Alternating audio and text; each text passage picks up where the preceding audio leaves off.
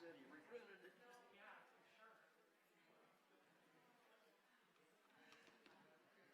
Well, it's time you get everything hooked up. It's almost time to go home.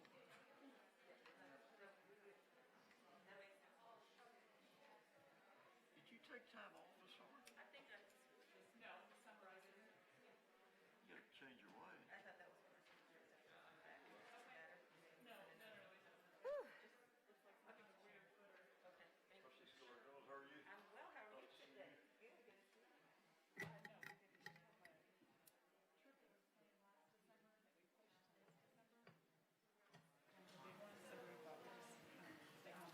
Didn't do anything. Trying a new regime this year. My wife and I are going to see our grandkids a week before Thanksgiving. No, but I almost came in here with some fish for you. Went to his family up there.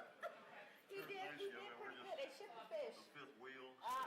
So we avoid the travel. Right, so actually it came today. I think it's going to Because work I out told really them, I well. said, if the fish comes in time, I'm going to take a chance with some fish to the board meeting.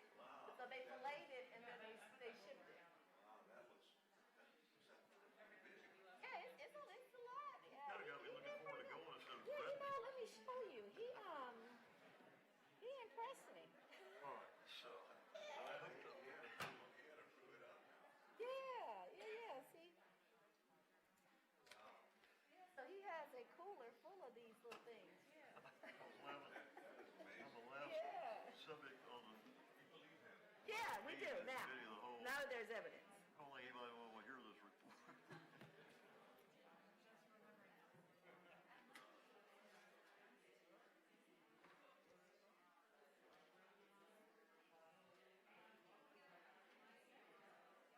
Are you waiting on Izzy for something?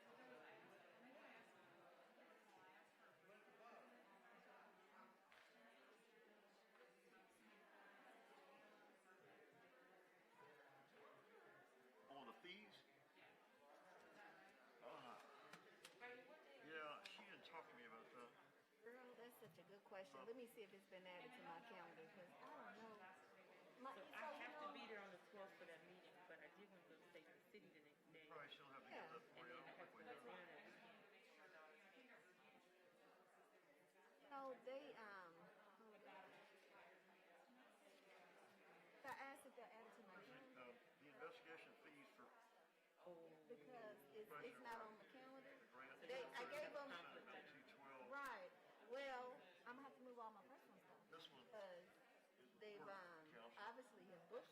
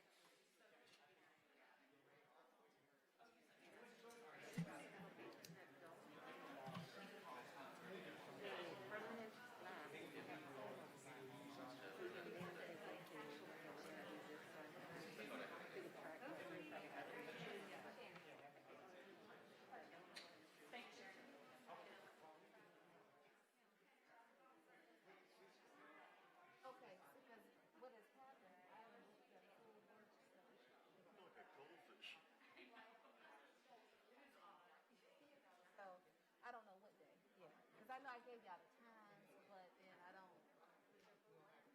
Okay, thank you. Good morning.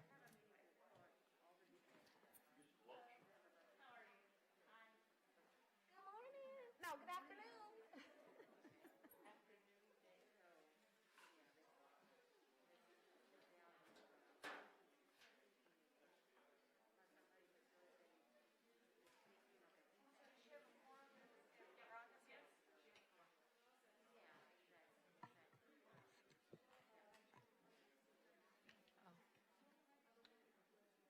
I thought this was my script.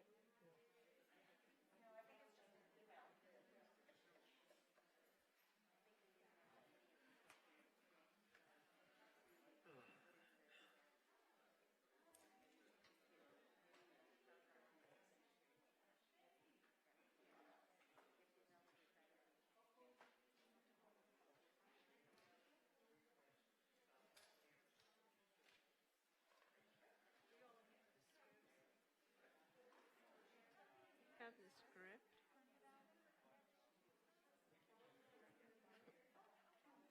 Okay, here it is. Here it is. I got it. I got it. Yeah. You got it? If the phone doesn't turn off, I'll be having trouble with it. Yeah. Okay, it I is. think they're going It to is. get it, so we should I have got one. it.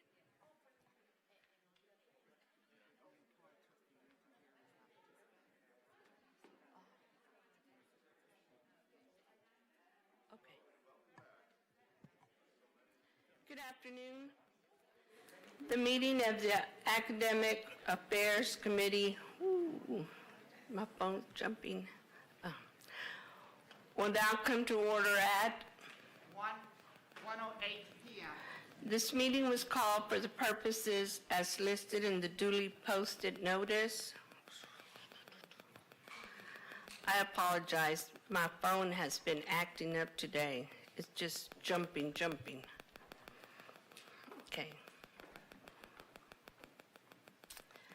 This meeting was called for the purposes as listed on the duly posted meeting notice. The members of the Academic and Student Affairs Committee are myself, Eva Laredo, Committee Chair, Trustee Robert Glazier, Dr. Cynthia Linton-Gary, alternate Trustee Rhonda Skilling-Jones. Today we have with us Trustee Rhonda Skilling-Jones and myself. Dr. Cynthia Linton-Gary will not be attending due to an emergency. Dr. Adriana Tamez will be participating by video conference in accordance with Section 551.127 of the Open Meetings Act. Opportunity for public comments. A citizen desiring to appear before the Board of Trustees shall complete the hearing of citizen form 24 hours prior to the meeting and file said application with the Board Services Office. There are no citizens signed up to speak before the Academic and Student Affairs Committee. So don't complain. We are now ready to discuss item A, open education resources. Dr. Maldonado.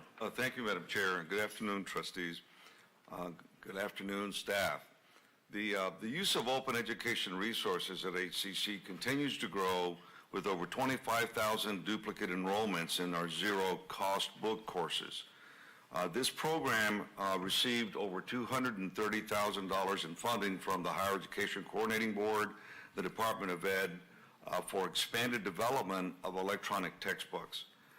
And since its inception in 2017, it has saved students a total of $15 million in book costs. And here to present an update on the program is Dr. Norma Perez and Dr. Norma Perez and Dr. Nathan Smith. Dr. Perez. Thank you, Chancellor. Welcome. Ms. Chair and trustees, today we want to share with you some information regarding our textbook savings program. We have heard about the high cost of college textbooks. With the student population we serve at HCC, we know that many times the cost of textbooks can become a barrier to seeking a higher education. As a result, several years ago, we started to address this major student concern with the implementation of our Open Education Resources Initiative. Each year, we've added to this endeavor with low-cost books, and more recently, with the First Day Inclusive Access program that allows our students to have their books on the first day of class and at a reduced cost. At this time, I'd like to introduce the leaders of this initiative to stand as I introduce them. First is Dr. Jerome Drain, our Associate Vice Chancellor of Academic Instruction. Next, you'll hear from Dr. Nathan Smith in a few minutes, but he is our philosophy professor and currently serving as the coordinator of Open Education Resources. The newest member on the team is Dr. Donald Parker, biology professor, and currently serving as the coordinator of the Inclusive Access Program. Dr. Parker has taken the lead in making sure that our faculty, staff, and students are aware of the Textbook Savings Program. Most recently, he has had IT and our communications office create a link on our webpage and also on the students' HCC My Eagle site, which quickly explains these programs and their benefits to the students. This is also an opportunity for our faculty to gain some leadership skills, both serving as coordinators for this program. So with your permission, I'd like to ask Dr. Smith to come forward and present some additional information regarding the specifics of each of these programs. Dr. Smith? While Dr. Smith is making his way up, I just need to make one clarification here. So please bear with me. Again, I want to welcome our trustees that are here. Thank you for participating, and I want to offer our condolences to Dr. Linton Gary and her family on the passing of her brother-in-law today. Our thoughts and prayers are with the family, so thank you. Yes, Mr. Smith. Thank you. So today I just wanted to give you, go ahead and remove this, if that's okay? That's fine.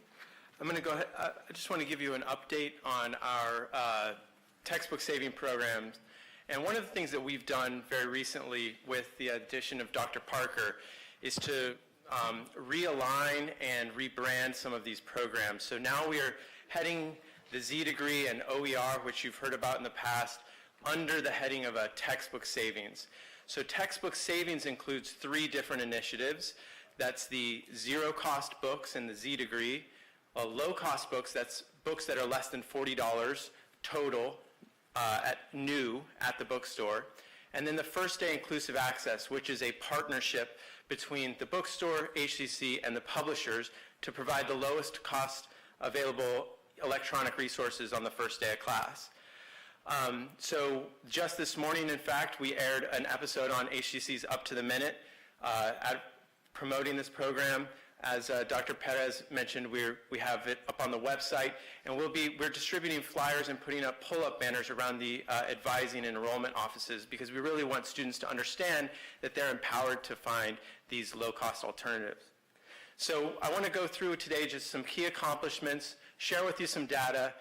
I want to look at who we're impacting, who are the students that are part of these programs, and then of course share with you the cumulative savings that we've been able to achieve over the last 4 years. So just to kind of refresh on each of these programs, we have open educational resources, which is what I am primarily concerned with, and that's the promotion of using alternatives to copyrighted materials. So these are materials that are openly licensed. They are free for people to use, modify, repurpose, and redistribute. By using those kinds of materials, and as well as open access and free materials on the internet, we can offer courses at zero cost to students, zero cost for the textbooks. And if we put those courses together and align them with a degree pathway, we get a Z degree. In addition, we offer low-cost courses because sometimes, instructors need a courseware, some homework platform. Sometimes they require a text that has a cost. But if we can bring that under $40, we call that a low-cost books. And then we have our First Day Inclusive Access, which is a relatively new program but has really taken off, because what it does is it uses the publisher-based materials that the faculty are already using, that they're familiar with, but it provides them to the students at the lowest possible cost on the first day of class by utilizing the Canvas LMS. So again, the Z degree is what we do is we take those zero-cost books courses and align them with a structured schedule. So I work with chairs and various programs to align a schedule on campus for students to pursue a degree pathway. And we currently have 4 different certificates and degree options where we have a complete degree pathway on a particular campus. Those are the Associate of Arts in Business, the Associate of Arts in Multidisciplinary Studies, the Associate of Science, and the Core Curriculum Certificate. So some of our accomplishments this past year, the past academic year, include a partnership with a number of key state institutions, including the University of Houston downtown, to host a statewide OER conference. This was the first dedicated conference, and we were really happy to host that. It was all online. Over 1,000 registrants attended. Additionally, as Dr. Maldonado mentioned, we've received a number of different grants from the Texas Higher Education Coordinating Board to support the development of new open educational resources, and it's very exciting to see that development, especially in the sciences, where we're building lab manuals to go with existing textbooks, and this is going to be a huge win for students. And then finally, we work very closely with OpenStax at Rice University, and we recently were a sub-award recipient on a Department of Education grant that's going to allow us to participate with them in building some new resources around computer science, data science, and these areas. So I want to look at just duplicated enrollments for the last year. This is just basically to give you a picture of kind of what this relative size of these programs is. And as you can see in the last year, the green bar there representing the inclusive access or first day program is clearly the largest bar. And that's because that's using existing publisher resources that the faculty are already familiar with. And so they really appreciate that program. But the Zero Cost Books program, which has been in place, we're enrolling, 26,000 students duplicated in seats for the year. And if you look over the growth period that we've had, sort of from fall 2017 when we launched this, the Z degree program, you can just see that as these programs have gone from, this is the zero cost and low cost books, and we're looking at them grouped by semester, because if you look at them by year, the graph doesn't, it's clearer here. So just keep in mind, we're looking at the fall semester first, then the spring, then the summer, but you can see a very consistent line of growth for both of these programs, the zero cost and low cost programs. And if inclusive access is newer, as I said, we piloted that back in spring of 2019. So that was our first semester piloting the program, just a very small pilot in the spring and summer. But then that ramped up very, very quickly when we offered it to all of our programs. I think this is really important to see sort of who we're impacting when we look at these programs. So if you look at the HCC student population, that's the gray bars there. That gives you the percentage of students in these ethnic categories. And if you, then the yellow bars there represent those that are enrolled in these programs. And you can see we're very closely tracking the overall demographics of the college. That is to say, we are reaching the kinds of students that enroll at HCC across the board. And so I think that's really encouraging.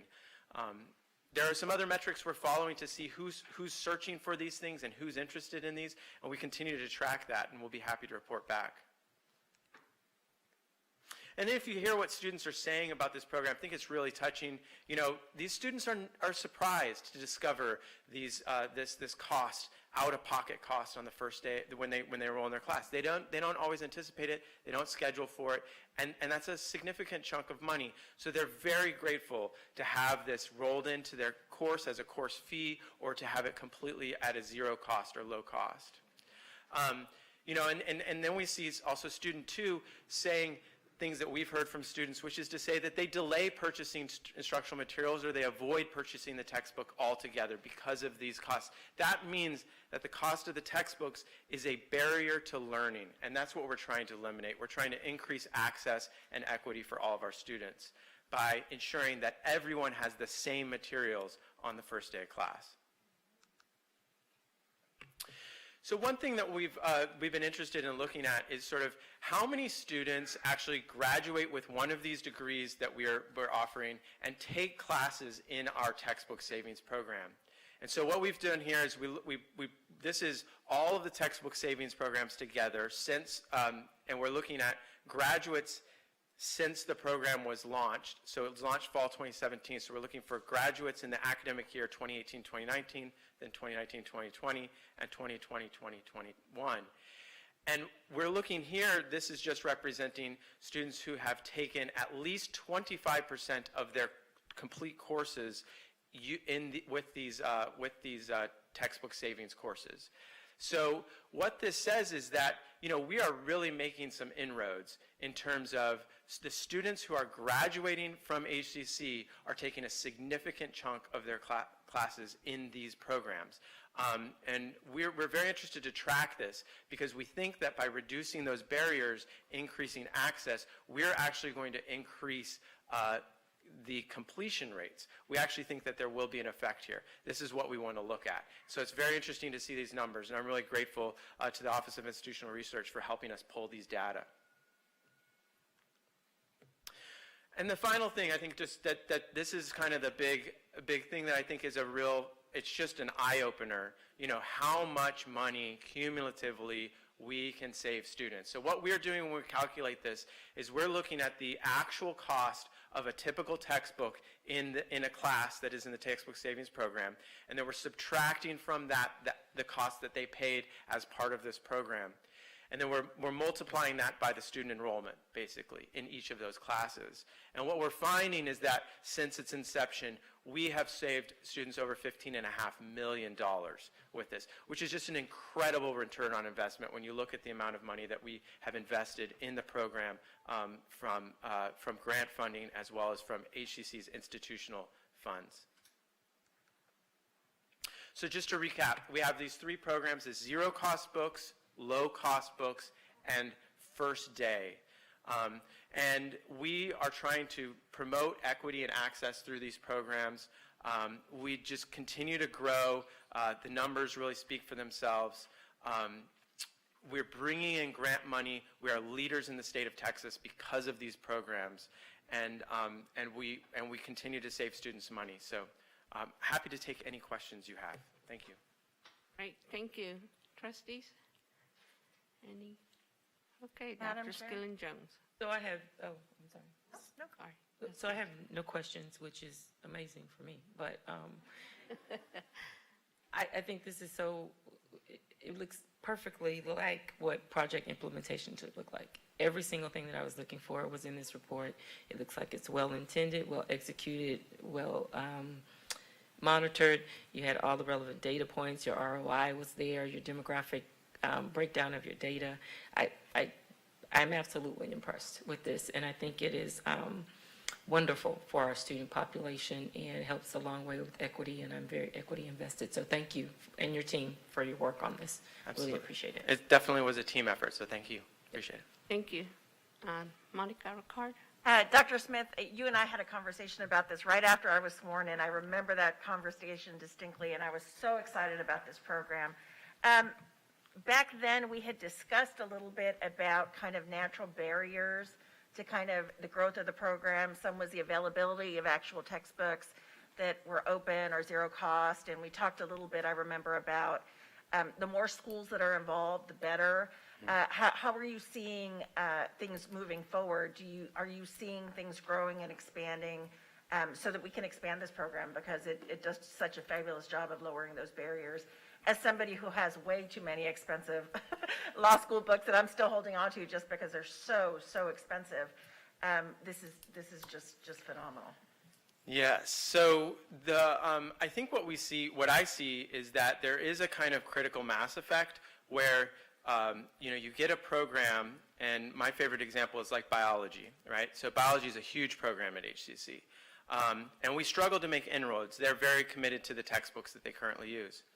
But as we got some faculty to kind of switch over and they became excited, now biology is just like they've got grant funding coming in, they're developing courses. So what I see in success at HCC is when we get a group of faculty who are invested in this, and other faculty see their work and see the benefit, they get excited about it. Speaking broader in terms of Houston, with a colleague at San Jacinto, we founded a group called the Houston Area OER Consortium a few years ago. So we meet quarterly with, we have like 18 different colleges and universities. I mean, Houston is amazing, the number. And we talk with them regularly. So I have established relationships with University of Houston downtown. We're in conversations with them. They want to build a, 2+2 Z degree type program, These are preliminary conversations, but this is the kind of thing that I think is really exciting when you start to work with others. Some of our grant recipients, all of our grant recipients, in fact, are working with outside collaborators at the University of Houston, at the University of Houston downtown, at Alvin Community College. So there are lots of collaborations happening around the city of Houston, and I think that's kind of the exciting thing. We just got to keep moving, keep bringing people in, show people that you can do really great work, you can do really interesting things, you can energize your classroom by restructuring the instructional materials. And I think once we get people excited about that, I think it really does have a sort of catch-on effect. Well, I think, with your passion about that is what left the impression with me, and I think that is going to guarantee kind of success for us. So thank you so much. Thank you. I'm so glad we got an update about this because I've been thinking about it since that conversation. Excellent. Thank you. Yeah. Thank you. Robert Glazer? Madam Chair, appreciate the presentation. I appreciate hearing about the collaboration with other institutions. That way we can develop best practices. This type of program hits a lot of key points: accessibility, equity, reducing costs. I had a college professor that I thought was innovative back in the day when I went to school, and he had a stack of mimeographs at the front of the classroom, and it was a lecture class, and he said everything you're going to need to know is in that. You pick that up, you can show up to class if you want, but there's your information, no cost to you. But my concern, not a concern, just I guess a point that I didn't see addressed here that I think we do need to circle back when it comes to student success. Accessibility, again, is presented here in the numbers. How does this relate to transfer rates and the true success of the students? Because, I know we're driving towards trying to get low and no cost access to the data or the materials, the curriculum. But how does that impact, either positively or negative or none at all, the student success? Are they getting the required materials and curriculum that they do need in a program?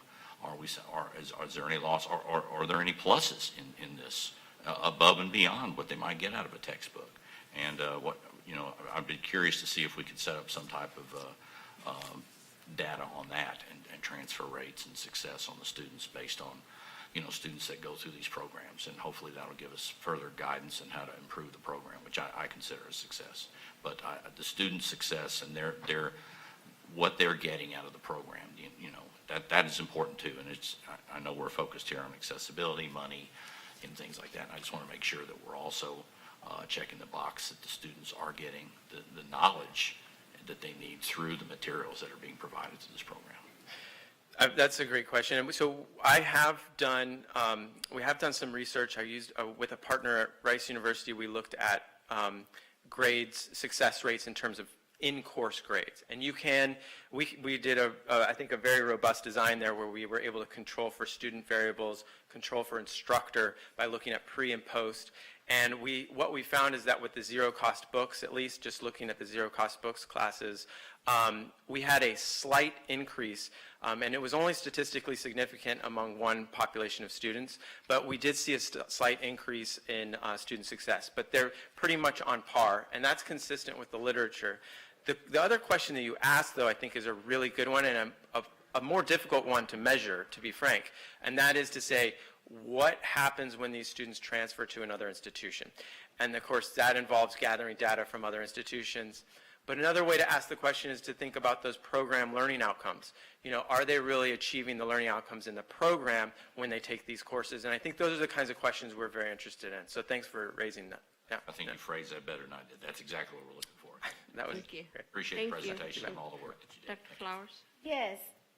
One, it's good to see you. We Nice. first met, I guess, when I joined the board at Faculty Senate dinner. That's And right. we talked about this. That's right. And then I hadn't seen anything, and so this is great. And then, of course, Dr. Parker is a friend, an expanded team, and you've got an enthusiastic team who are just as passionate as you are. I think this is wonderful. It's about student savings.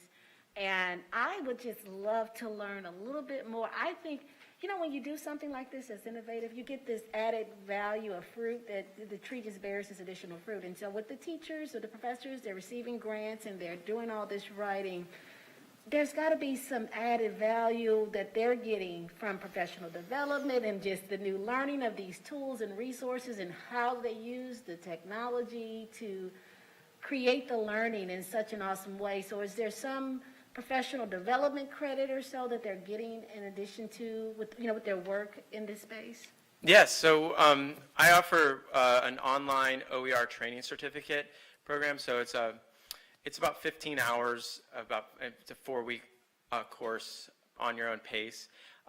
Last year we had phenomenal interest in this. 30 plus certificates that were given out. This year we've seen a little bit of drop in enrollment, but that's available. One of the things that we do try to emphasize is that this is about pedagogy. It's not just about swapping a textbook and reducing the cost. This is about thinking about teaching in a different way. And so one of the things we had an opportunity to partner with this summer was with Achieving the Dream. They were doing a Gates-funded research on exactly that question. How has pedagogy changed in using open educational resources?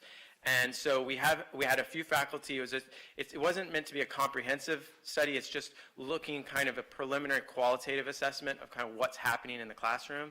We were able to handpick a few faculty who are doing excellent work, and so they were collecting data in the summer, and they actually extended it to the fall but we're really looking forward to seeing that report and seeing what's going on. I mean, I know anecdotally the kinds of things that I've heard are that faculty really are changing the way they teach, because it's about empowering the student to recognize that they can seek out resources on their own out on the open web, that they can collect and collaborate. We have a faculty member in history who is writing an ancillary textbook with his students. It's called Our Stories, and it's about their stories of their parents and grandparents who live in Houston.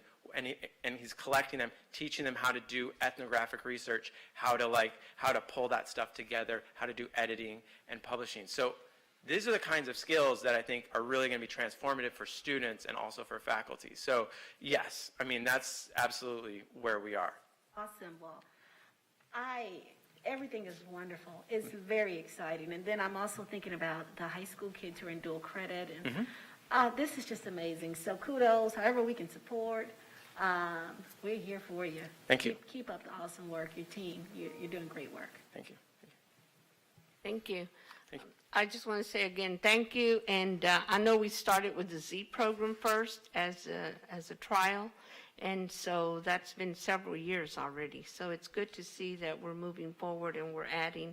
And I'm glad to see that you're offering tutoring to the students on how to find these books. Because that's one of the questions that out in the community they ask, the instructor told us that, we have free books, but how do we get them? So that's what, it's great that you're providing that. So for the students that don't have the opportunity to use this, that are taking other classes and still need textbooks, Chancellor, can they use the HERF funds to buy books? Yes, there are funds available for tuition, for books, for other needs that the students might have that result from the COVID pandemic. Absolutely. And so how are they informed of that, or how do they access that? When they call the financial aid office to seek access to the HERF funds, they get all those questions answered. Okay, great. That's good to know. So thank you. Thank you so much for the information, and we look forward to continuing helping the students being successful. I know on the other end, the book company I'm glad to see they're working with us, because that was the other end. Remember, Robert, when we talked about, we we've been on this mission for many years, right? And so, and the book company helps us, you know, they fund our scholarships and all, but I know that, I'm glad to see they're working with us. But They've been a great partner. The Yeah. HCC bookstore has been a great partner. That's So I great. appreciate it. Yeah, So, thank Yeah. you. Yeah. Takes that great partnership to be successful, so thank you. that's right. Okay. Thank you so much. Thank you. Okay. Feel free to share that with the colleges where my twins are attending. Okay. The next, item B, testing services update. Again, this is a report, no action is required. Dr. Maldonado. Thank you, Madam Chair.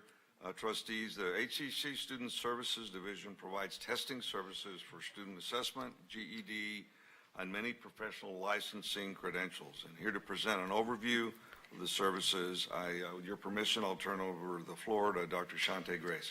Thank you, Chancellor, Madam Chair, members of the board. Good afternoon. We're excited to bring an update on the work that our testing services department has been doing over the past year. I do want to take a moment to recognize their efforts. During the height of the COVID pandemic, our testing staff recognized the challenges and limitations of offering online placement exams for students. It posed a significant challenge for those who were particularly marginalized by limited access to technology in their communities. So that team worked tirelessly on campus to provide TSI testing placement until we found an alternate option through multiple measures. So I won't delay the presentation, but I did want to recognize their contribution and their dedication to student success by way of administering our TSI placement exam. Here to provide the presentation is Dr. Indra Paola Pelayas, our Associate Vice Chancellor of Enrollment Management and Success. Thank you.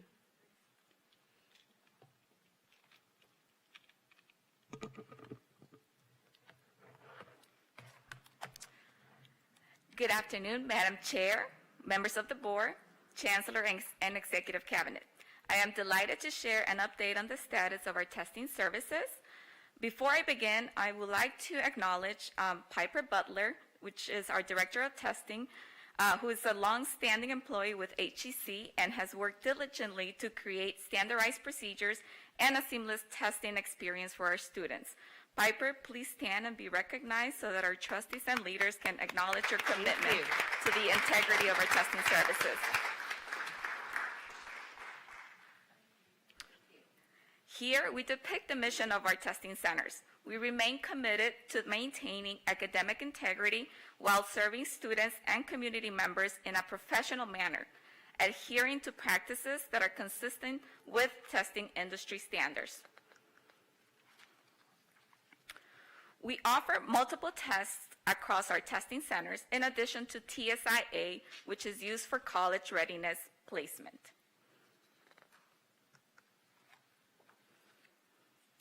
HCC testing centers transitioned to on-campus testing in September of 2020 at select locations. Testing staff administers all course placements tests, including the TSI-A, AccuPlacer ESL, AccuPlacer, and Advanced Math.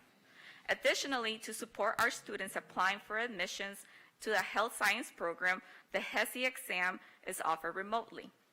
Lastly, the numbers that you see represent completed test administrations. Please note that some students may have tested multiple times to achieve a college readiness score. Here we see a comparison between our testing activities in 2020 at the onset of the pandemic versus the hybrid testing model in 2021. Overall, we have seen an increase in TSI-A and AccuPlacer testing for our students in 2021. This slide reveals a snapshot of our student demographics who have tested. The majority of our students who tested were female. Most students have been out of high school for more than 5 years, and the majority identified as non-white. During the onset of the pandemic, HCC testing could not offer other test administrations such as the GED, CLEB, Fire Marshal, Fire certification, or environmental quality certifications. However, some testing centers have resumed these tests as of March 2021, and you can see the number of administrations on this slide. Camera installation was recently completed throughout the college testing centers. Camera monitoring is a standard operational practice in accordance with the recommendations of the National College Testing Association. We are proud to have been able to springboard the testing area forward. The last major technology change we have in the testing center was when we transitioned the computer-based testing more than 20 years ago. Thank you. This concludes my presentation. I am happy to answer any questions you may have. Thank you. Trustees? Dr. Glazer? Mr. Glazer? Thank you. I was just curious, and maybe it would have been a little bit more than would have been allowed here in time. Are there certain costs associated with these tests? Or, I mean, do students pay for certain tests, or does the school pay for tests, or who pays for multiple tests? I'm So just curious. the TSIA, there's a $29 cost, but with the HERF funds, that could be covered through HERF. Okay. And if they're doing remote testing through a third-party company examining, there is another fee associated with that. But that it's also can be covered through HERF funds. Thank you very much. Thank you, sir. Thank you. Dr. I Flowers? just want to say thank you for the report. I remember early on with COVID, I was contacted by a parent where a child was having a challenge with accessing online testing with TSI. So I'm just so glad to see that we have arrived and evolved, and we are rocking and rolling. So kudos to all of you all for the outstanding work. Thank you. Thank you. Yes, sir. And I do want to recognize the testing department. Every employee we have really stood up for the institution back in March of 2020. But as we began to slowly move towards the servicing the students, the testing department had to adjust their hours. They had to redo their staffing. They had to reschedule. The proctors were also cleaning the keyboards and making sure social distance was being respected. Just did a great job. Everyone in the institution did, but I want to recognize the special effort that came from the testing group. Thank you. Thank you. Thank y'all for going over and beyond. Thank So, you. Thank you so much. I know we've gone over our time. I apologize to the next one, but item C, student rights and responsibilities and student conduct update. It's a report item, no actions required. Dr. Maldonado. Thank you, Madam Chair. Trustees, Section F of our HCC's policy manual contains a framework of students' rights and student conduct expectations. The student handbook provides guidance to students and administration on students' rights and responsibilities, conduct, and academic integrity. And here to introduce the update on this topic, with your permission, I'll turn the floor over to Dr. Grace. Thank you, Chancellor. Again, Madam Chair, members of the board, we bring to you today an update and a summary on all of the work that is being led by Dr. Sonia Splain, our Manager of Student Conduct, who has done I would say, a yeoman's task of implementing a new procedure and monitoring that procedure to ensure that there's consistency and compliance, and regulation around how we engage students first in the democratic process around understanding their rights, but secondly, also understanding the process for capturing and tracking reports and complaints. She's done a great job. I won't delay it any further, but I would also like to acknowledge one of our key partners who's helped develop this work is here today to help provide any questions or context from a legal perspective. That's Ms. Lucy Tredenick, also from the Office of General Counsel. We could not have established this department without her leadership and guidance. So I'd like to turn the floor over now to Dr. Chastity Holloman Douglas, who will make the presentation today.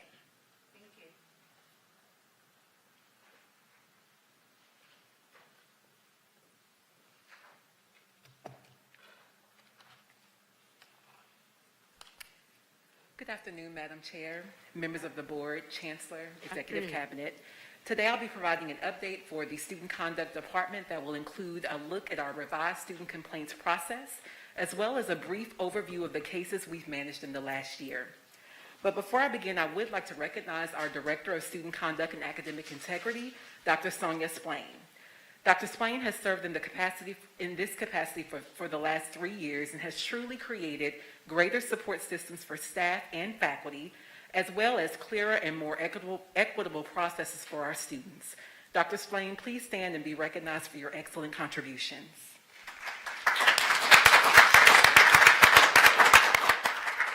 Thank you. This slide shows an overview of the role of the Manager of Student Conduct and Academic Integrity. Dr. Swain has created consistency in tracking and monitoring cases across the colleges.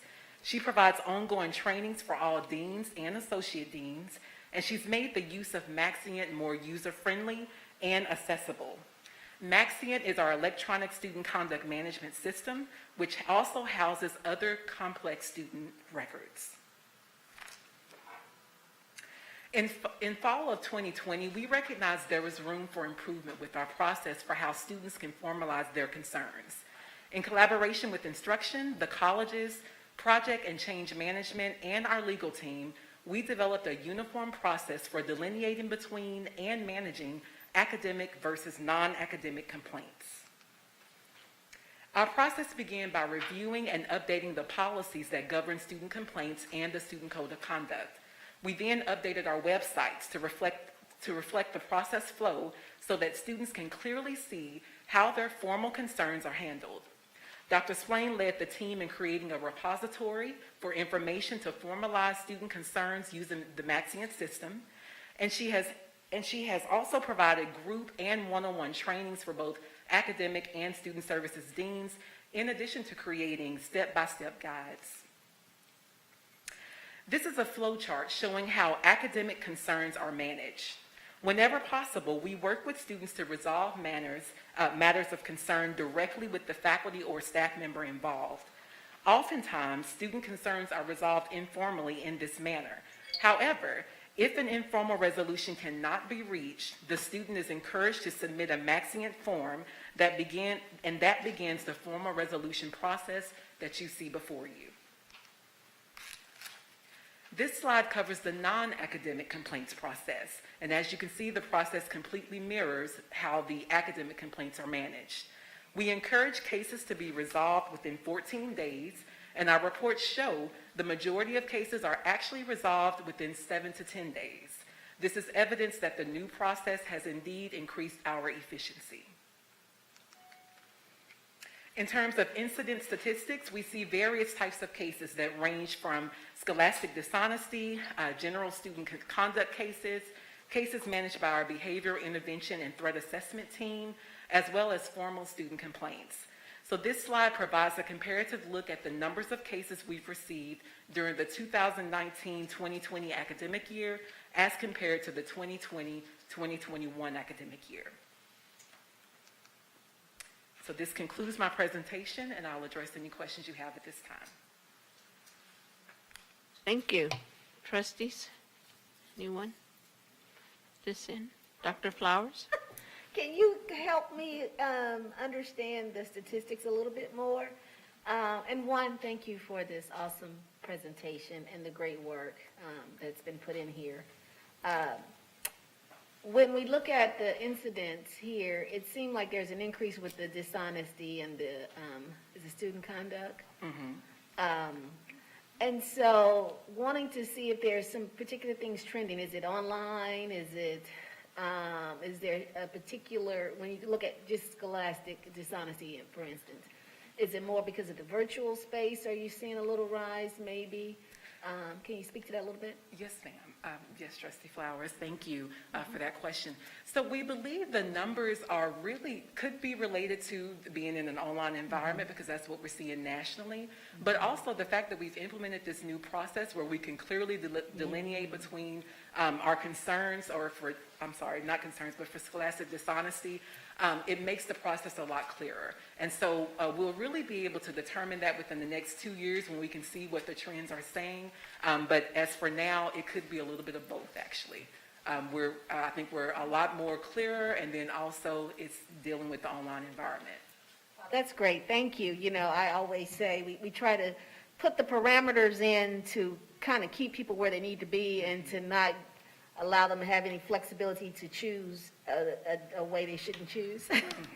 So, but this is great to see, and then we learn systematically and with processes, how do we better support them in ensuring that they stay on a successful track? you Most know. definitely. Thank you, Thank this you. is awesome. Thank you. Oh, yes, ma'am. I have Doctor. questions, please. I'm trying to hurry. For your incident statistics, what percentage of students file cases versus the total number of students that are here at the institute? I'm sorry, I didn't hear the What, last. what percentage of students actually file complaints? Do you know that? I do not know that, but I can get that information. I can share it in the weekly update. And then to file a complaint, is there a page on the website where they are directed to file the complaint? Yes, ma'am.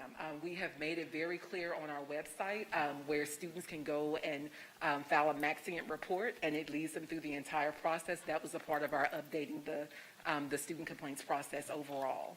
So it's also in our handbook and in our code of conduct. Okay, so they do see the board bylaws concerning the issues that are addressed, in particular, Title IX and some of the other statements that they need to know before they file? Yes, actually, on our student procedures page, we have all of the complaints listed, Title IX, grade appeals, all of those different processes. The board policies are also listed on there, and all of the direct forms, or all of the forms are also listed for students to review. Okay, and has Title IX have we included as part of Title IX human trafficking? I am not for sure about that, and oh, okay. Is that, if I can have your permission, yeah. Yes, if she can answer, that'd be fine.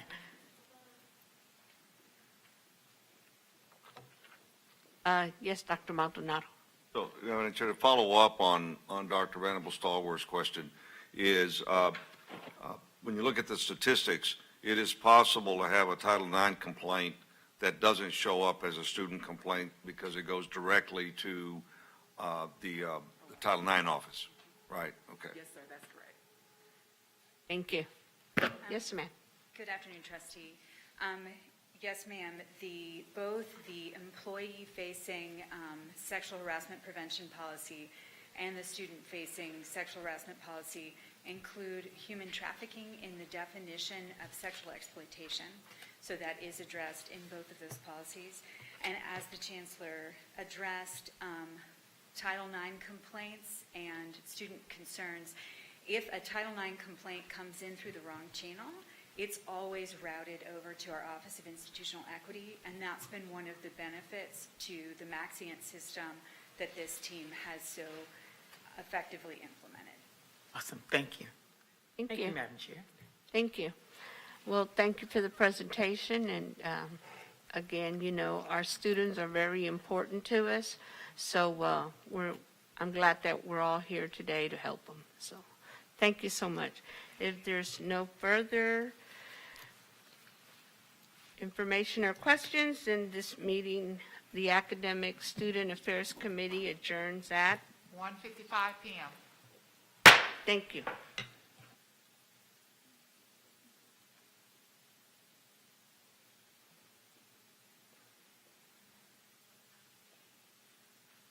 We have 5 minutes until the next meeting, so.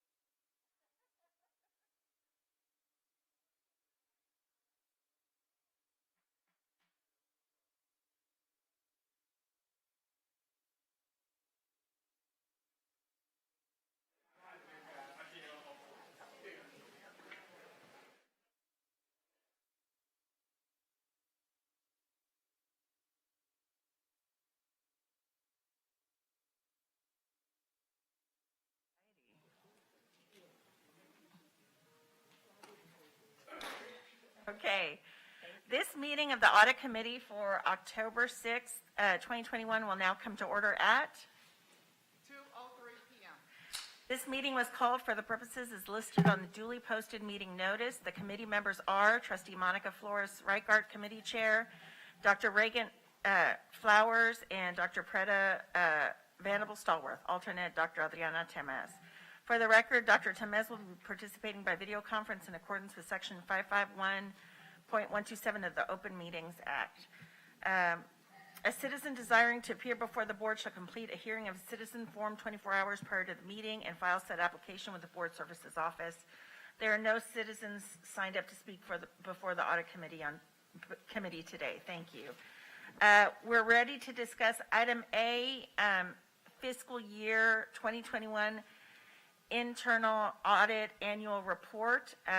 This is a report, no action is required. I want to note also, this will be the only item on the agenda. Item B, independent external audit of grants and procurement for fiscal years 2019, 2020, and 2021 has been pulled. So, Dr. Maldonado. Thank you, Madam Chair. I want to ask Board Counsel, this item, it's an action item, needs to be approved. We're requesting the approval. Oh, okay. That's correct. Yeah, thank you. Okay, so it requires approval. So do we have a motion for item A, fiscal year 2021 internal audit annual report? So moved. Second. Ms. Okay. So, the committee, only the, oh, you were on the committee. Yes. I had the wrong committee list, I'm so sorry. Okay, being moved and seconded, Dr. Maldonado. Thank you, Madam Chair. Thank you, trustees. With your permission, Madam Chair, I'll turn the floor over to the Internal Auditor, Terry Corrigan, to present the FY21 Internal Audit Report, Annual Report. Mr. Corrigan. Okay, so, thank you, Chancellor, and good afternoon, everybody. So, this is our standard internal audit report that we do every year. We've done one ever since I got here in fiscal year 2016. So, if you go out to the internal audit webpage, you can find the fiscal year reports from 16 all the way through now. So it's a standard report. It recurs every year. It's required by the Texas Internal Auditing Act, and it follows the State Auditor's Office prescribed standard elements. So it's pretty standard. It's required to be reviewed and approved by the Board of Trustees. And then after approval, it's required to be posted on our website by the Texas Internal Audit Act. So it's comprised of these 8 elements. First of all, you put the internal audit plan activities for 2021, which is the year of this audit report. Then there's a quality assurance review section, and that's on our internal audit department. It basically goes over things that we did in our department to ensure the quality of our internal audit department. And this year, as you probably remember, we did an external review. Basil Waller and Associates did an external review on us, and that is required every 5 years by the Institute of Internal Auditor Standards. Then it requires that we list observations that we had for the year, the action plans and status of those action plans. And then we're supposed to describe consulting services and non-audit services that we performed in the department. And then internal audit plan for fiscal year 2022 that was approved. It wants that included. Then external audit services that have been performed on HCC, fiscal year 2021. And then it wants us to discuss what we do for reporting fraud and abuse and our policies and standards on that. And then it basically asks you to basically confirm that you're going to get the annual report reviewed and approved, and that you're going to post it on your website, along with every year's annual audit plan that is approved by the board gets posted out there also.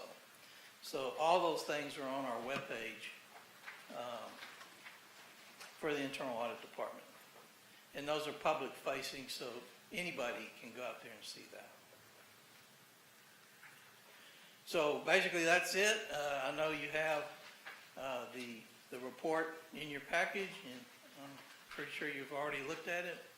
So we just need for you to approve it so that we can post it as required by the Texas Internal Audit Act. So, any questions? Thank you for your hard work on this, Terry. Any questions from my board members? My colleagues, rather. My board members. Madam Chair, Yes, Trustee Flowers. it's always good to see you, Terry. Can you give me a little clarification? I see that, I just want to know, where are we on this HCC Ethics and Culture Review? It says, it's NANA, so there's no update, no report on the stage of where it is. Well, that one was done over to the consulting firm, and they did the survey on it and gave us the results on our ethics and culture. So the NA is basically saying that it was handled external through the consultant? Okay. Yes. That, I was trying to understand the why NA. Okay. Yes, Thank you. yes.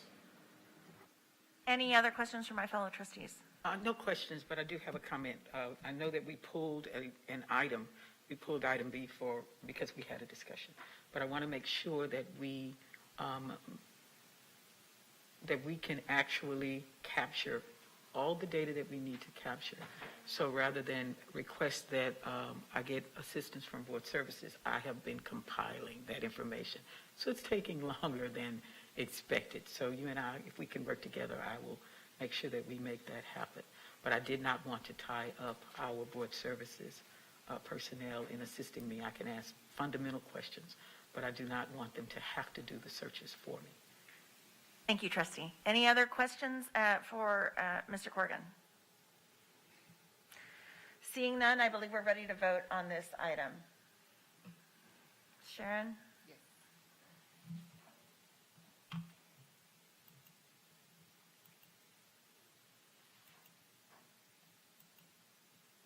Okay.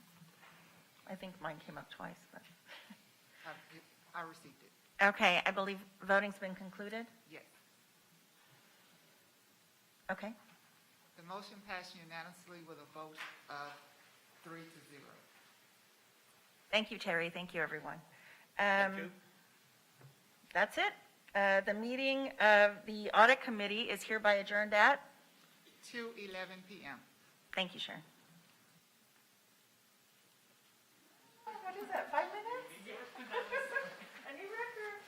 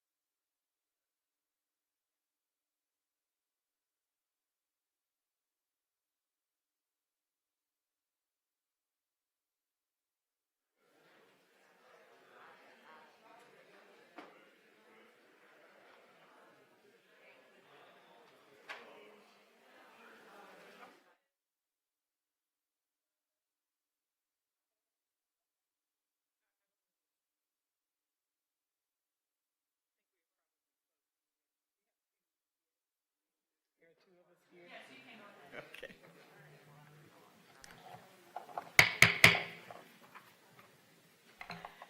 Call to order. This meeting of the Board Governance Committee for October 6, 2021 will now come to order at 2:30 p.m. This meeting was called for the purposes as listed on the duly posted meeting notice. The other committee members are Trustees Monica Reichart, Rhonda Skillering-Jones, alternate, Trustee Eva Laredo. For the record, Dr. Adriana Tamez will be participating by video conference in accordance with Section 551.127 of the Open Meetings Act. The opportunity for public comments. A citizen desiring to appear before the Board of Trustees shall complete the hearing of citizen form 24 hours prior to the meeting and file said application with the Board Services Office. There are no citizens signed up to speak before the Board Governance Committee on today. Thank you.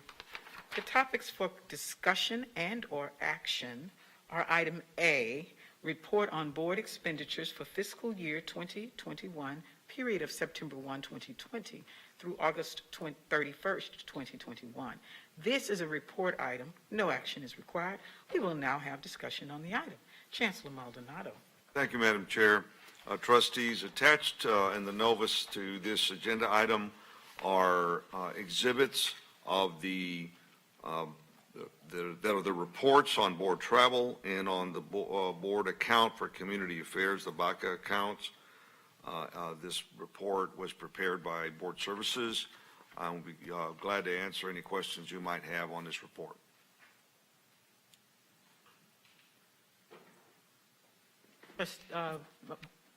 No questions? Fellow board members, are there any questions? Just one, I guess, of a comment. I've been here for a short time, and we've gotten these reports, and it's been kind of limited on where we're spending our BACA and our travel, and I didn't know if we wanted to start getting reports that were more inclusive of all expenses related to board services. Is it just historically, this is just of what's been of interest to the board members? As in where the BACA funds are requested, for any entities or organizations you want more detail for BACA?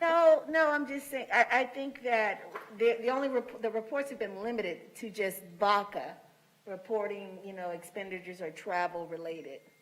And I didn't know if with the total budget for board services, did we want to know how we're doing with spending overall, not just in those specific categories? Because I've noticed as of late, there's been a lot of conversation about, the concern of spending and board spending. And so just I don't know if this is where it would fit or if we just want to keep it here. But that's just normal, standard procedure. Here. Yes. This report's being brought forward as a bylaw requirement, and that would be separate, and we'd certainly be glad to provide any budget information that the trustees might want. But this specific report is part of the bylaws, and that's why it's being presented. Chancellor, may I ask a question? Don't we have a fund in the fund accounting list that talks about the board services as an accounting item? Do we not? We can break down to the department level. Yes, we have the ability to do that for any department. Okay. I did not know if we already had it, if board services had its own fund accounting ID number, and then that can just be run as part of the PeopleSoft system.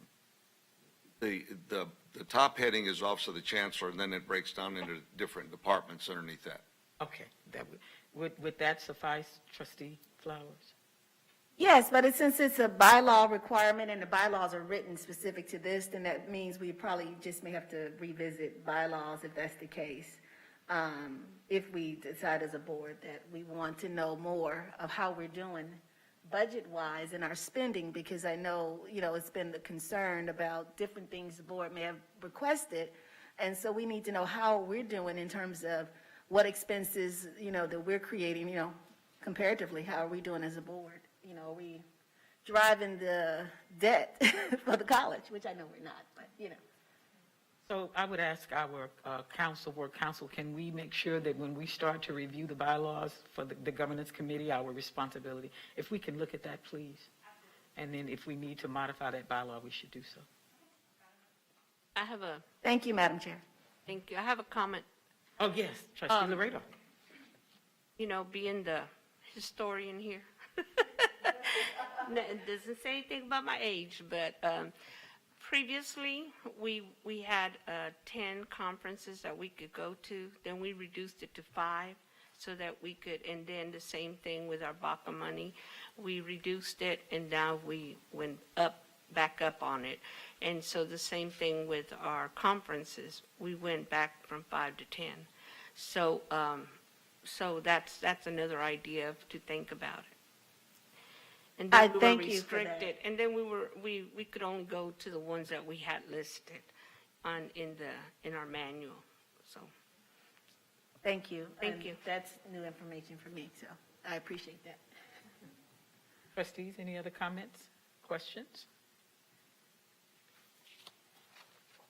So that is the report item, and there's no action required, and our discussion is done. We have no adjournment to closed session. So the governance committee meeting is, I'm sorry for laughing, but this is really going fast. So the governance committee meeting is officially adjourned at 2:37 p.m. Great. Keep my time.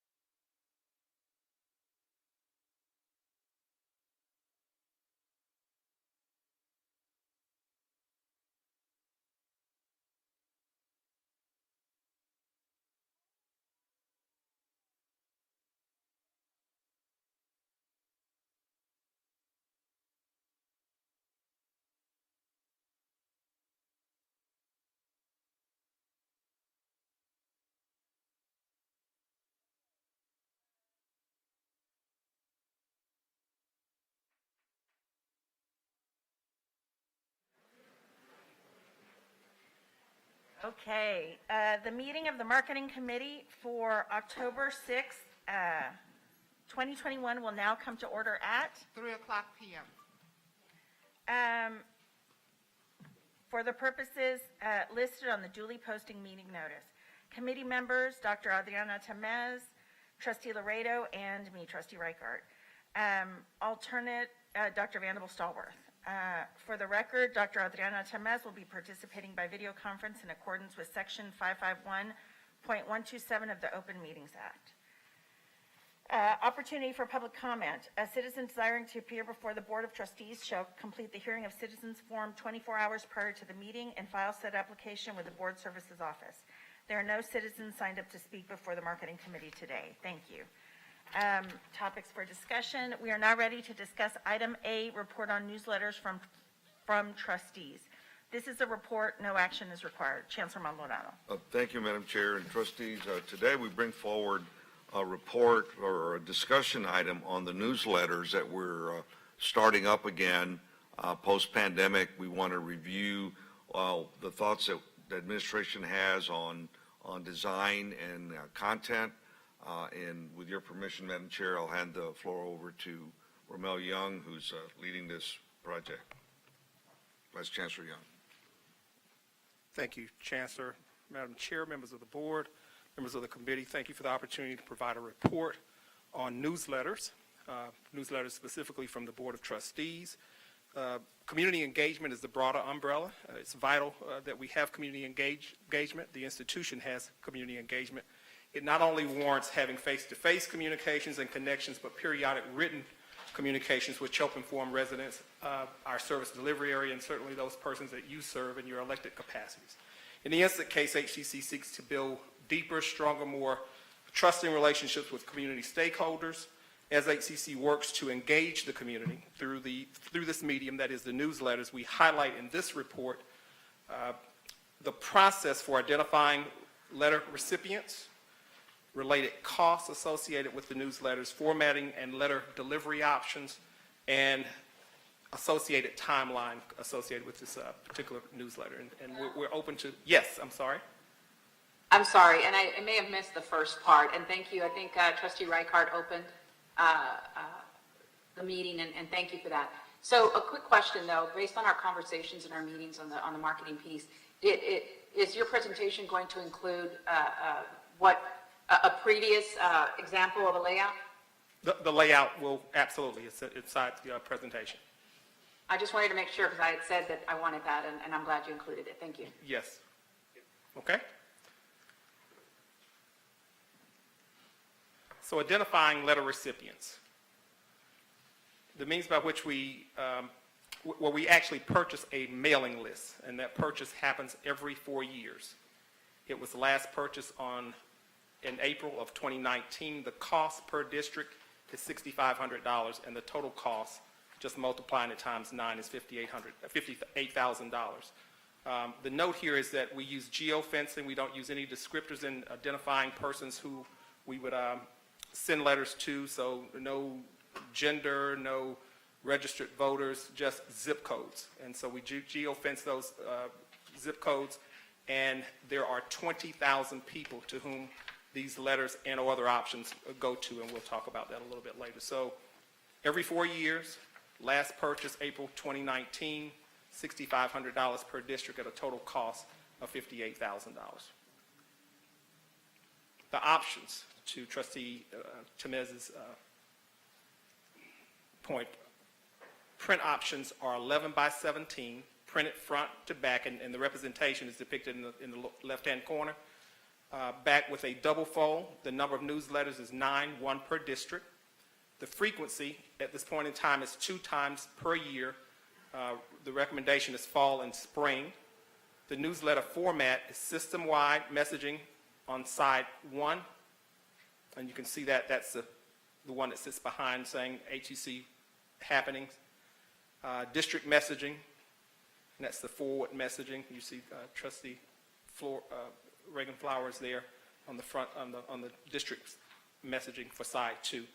Again, we mail it to 20,000 residents per district. The cost per district, $23,000, and the total cost times 9 is $207,000.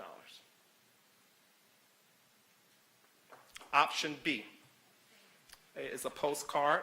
The postcard is printed front to back. The common side for all postcards is what you see in the foreground, come back and get ahead. I think this was sent out here more recently. The frequency is 2 times per year, consistent with the former option, which is fall and spring.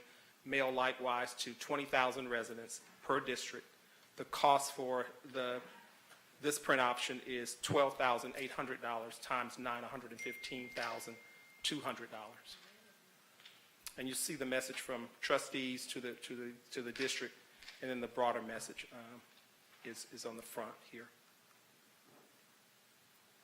And then there are digital postcards, and a representative sample is here. The digital postcards are 8.5 by 14, one-sided digital file, frequency 2 times per year, fall and spring.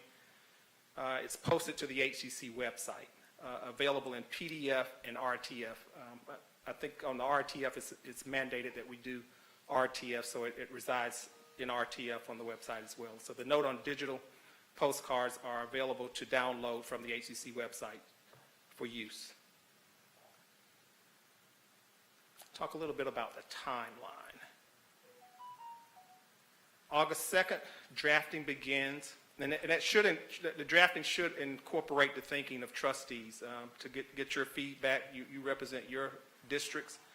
There's a broader system message that would likely help, and so we would work collaboratively on the drafting component. And you see August the 2nd is the time here, and this is predicated on what has happened here in 2021. So just giving you the timeline from 2021. Consulting with trustees, you see here with assistance of board services. Deliver the first draft August 16th would be ideal here. August 19th through the 20th would be review draft content with and obtain approval from trustees. And then from the 23rd, August, we would publish from the 23rd through the 31st. We then publish the newsletters by September 1st. So that 23rd through the 31st, we have time for the back and forth to make sure we're hearing from various people to make sure that we are capturing the essence of what needs to be in the newsletters or postcard. This is a little off, but November, begin drafting process, and this is a suggested timeline for spring, by the way. And you see November 8th through the 12th is a communication, meets with trustees to go over the template draft. First draft is November 17th. November 18th through the 24th, content review by trustees, getting your approval, and then have an opportunity to review it from the 29th through the 7th with a anticipated publication date of December 8th, and that would be for the spring. So that would be coming up in the next 2 months and a half, October, November, 2 months and a half. And principally the priority considerations is connecting HCC to the community, promoting awareness and educational opportunities to those to whom we send these communications or newsletters, ensuring HCC information and news. And we are open to any ideas, but this represents the framework under which we've been operating, and thank you for the opportunity to share that information with you, and I'm available for any questions you might have. Thank So, you. Ramel, first of all, thank you. Madam Chair, if I may. Yes, Trustee Thomas. So, thank you for this. I appreciate that. And you know, based on our conversations and our meetings regarding marketing with the administration, with Dr. Maldonado and all, we're headed in the right direction. I'd like to hear what my colleagues have to say. But I know I've never been a fan of the small postcard piece, and I think that keeps us as trustees from putting enough information in there to share with our constituents about the great things happening and available at the Houston Community College system. So you know, the newsletter that used to go out was one that allowed for more space to, again, promote what's happening at the Houston Community College system. So I do want to hear what my colleagues think and so forth. So, but thank you, Ramel. Thank you very much, Thank Madam you, Chair. Trustee. Ramel, I have two quick questions. Sure. We're purchasing these mailing lists every 4 years. Do we not use them for anything? Do we not use mailing lists for anything else at HCC other than sending the trustee postcards? I'm Or- unaware of anything else. That's not Okay. to suggest that it's for the, I'm unaware of anything else. Okay. But I'm open to hearing from somebody else on that. Okay, because it'd be nice if we could split the cost with another department if they're pulling people. And then you have the cost for the newsletter. Is it more expensive for bilingual, for other languages? Is that only for the English version? And I did do I think the answer there is yes. It is Okay. only English, and we can certainly determine whether or not, what the associated cost would be to do it, whether it's in Spanish or some other language. We can look into that and make sure you have that Okay. information to assess. Because I think we do the postcards in Spanish, at least for a couple of districts. So it would be more than the 23,000? And I don't think it would necessarily be that much more expensive, but I can look into it and be exact about it. Okay. We have somebody on board that helps us do translations, and so we can find that information for you. Great, thank you. Any questions from my colleagues? I do. Dr. Vanderbilt-Stallworth? What's the average number of households per district, please? So the exact number is 20,000, trustee, in terms of the number that goes to, The number of households per district, not the mailing itself. How many households does each district serve on the average? I'm logging that. I don't have an immediate answer for you, but I'll have it for you. So we are doing 20,000, but I think the last I checked, I have close to 100,000 households. If we're doing the whole city and we divide it by 9, we may need to consider doing a rotation. If our mailing list goes to the same 20,000 households every time, twice a year, we're missing quite a few of the households. It's easier to do the digital. The digital makes a lot of sense, the JPEG or PNG version, because you can actually access many more people than mailings. And we know mailing is expensive, so we're really trying to minimize our mail outs in terms of cost. Okay. But I think that we have, on the average, 100,000 households per district, so we're missing like 80,000 households. So trustee, am I hearing you say the frequency, because this is every 4 years, so you're just trying to make sure I'm clear about I think that perhaps for that 20,000 mailings, we may have to rotate the addresses. If we know how many addresses are in a district, and we can divide it by 20,000 segments, then we change each time, fall and spring. I know that I appreciate having the information on the large card, the 11 by 17. I agree with Trustee Tamez, the 11 by 17 is impressive. And you can get a lot of information on it, and the information on the one side is crucial for people to know generally what we do, where we are, and what we have to offer for fall and spring. Okay. But I think if we're going to get these mailing lists every 4 years, and they're big mailing lists per district, maybe we can segment it so that 20,000 Point well rolls taken. over segment by segment, and we can reach more. But the electronic version is really, really a blessing. Okay, wonderful. For the social media side, because PDF can't be social media. But the social media version is really a big blessing for us to reach more constituents. And are these 20,000 people, are these voters or non-voters? We're not descripting as to whether or not they're registered voters or not. That's not something we're doing. They're just by zip code. So they could be registered voters, and the converse of that could also be true. So they could be educated or non-educated. They could be 13-year-olds if they have an address. Well, they're resident owners, so they should be of age, adult age. Would that be 21? Yeah. So they're owners and not renters.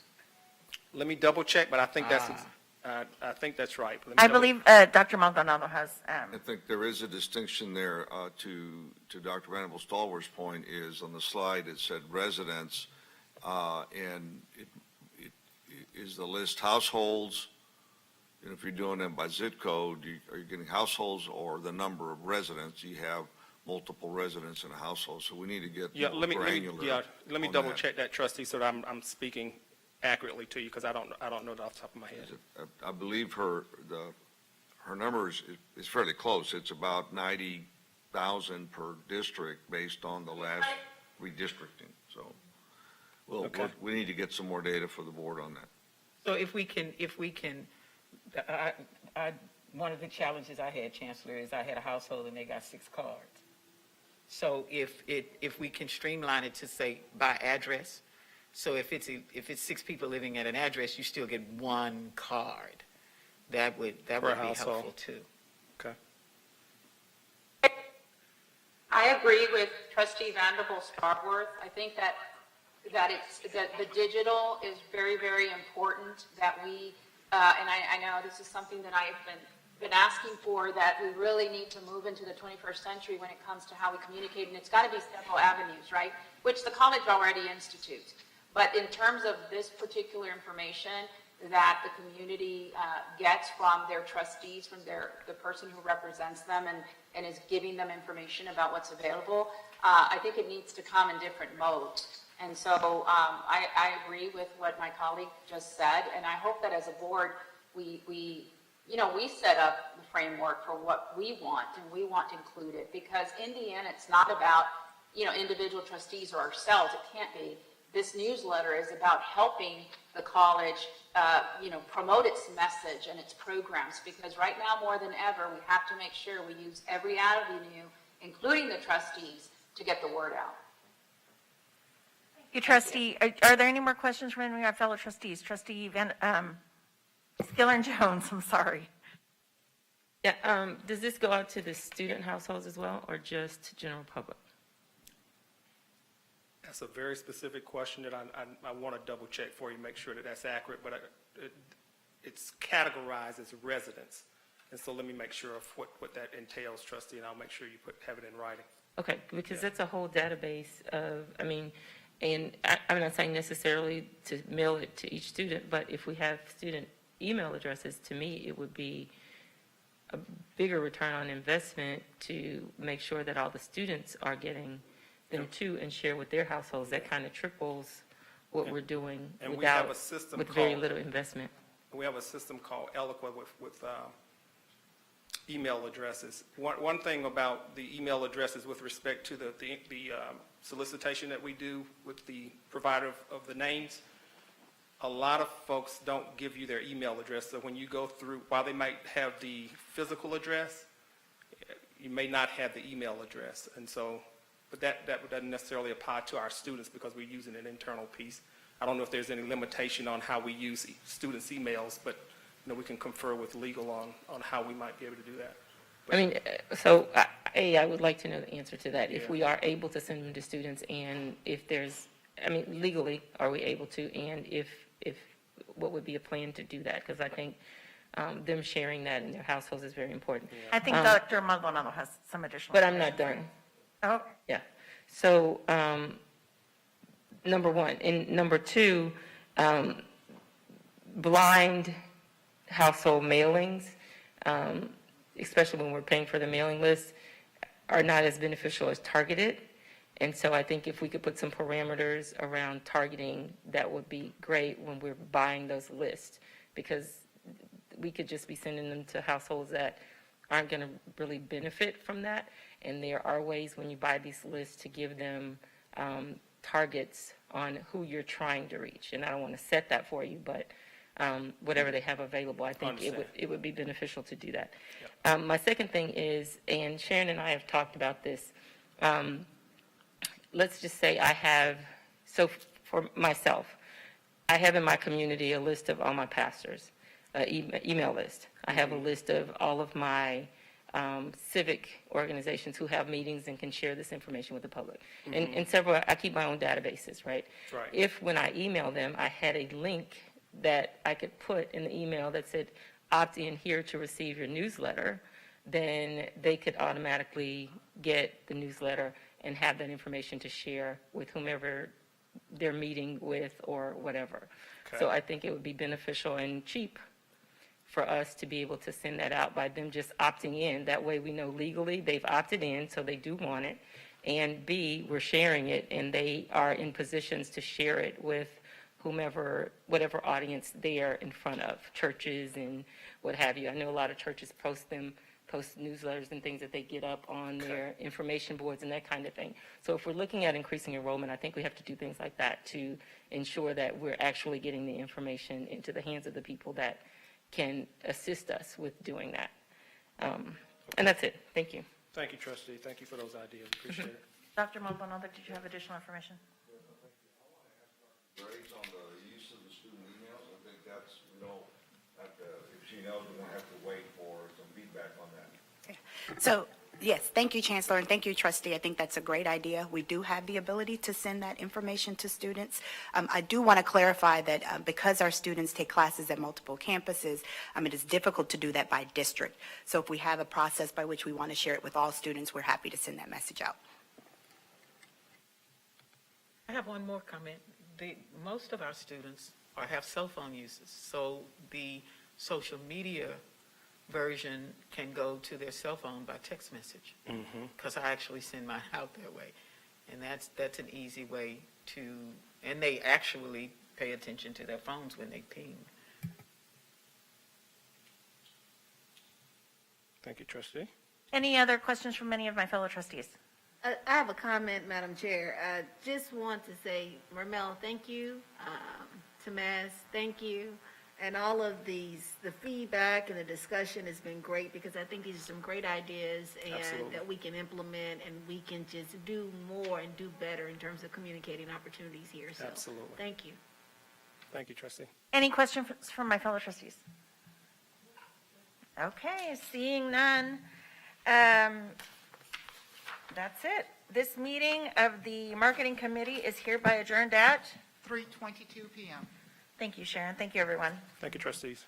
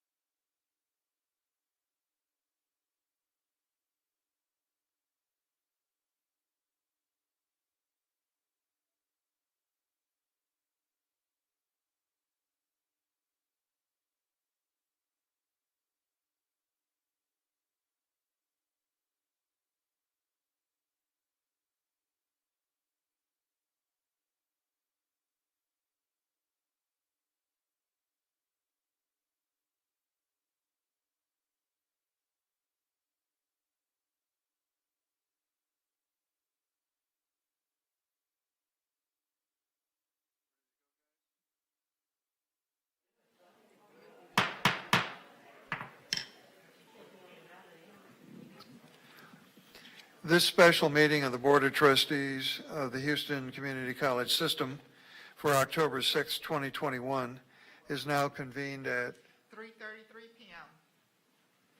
p.m. This meeting was called for the purposes listed on the duly posted meeting notice. We would like to note for the record that trustee Dr. Adriana Tomez will be participating via video conference in accordance with section 551.127 of the Open Meetings Act. Also, trustee Dr. Cynthia Lenton Gary has had a death in her family and will not be participating today.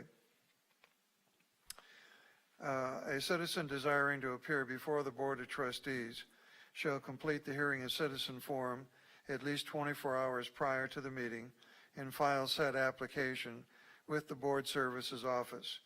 There are, however, no citizens confirmed to speak before the Board today.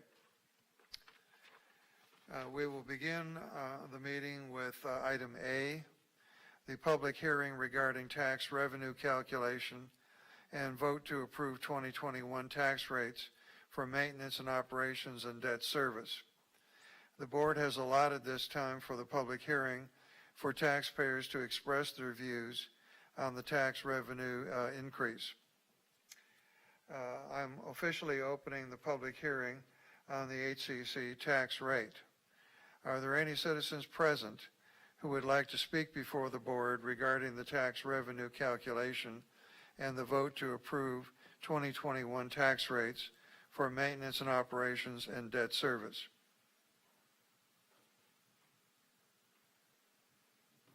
Don't all come up at once.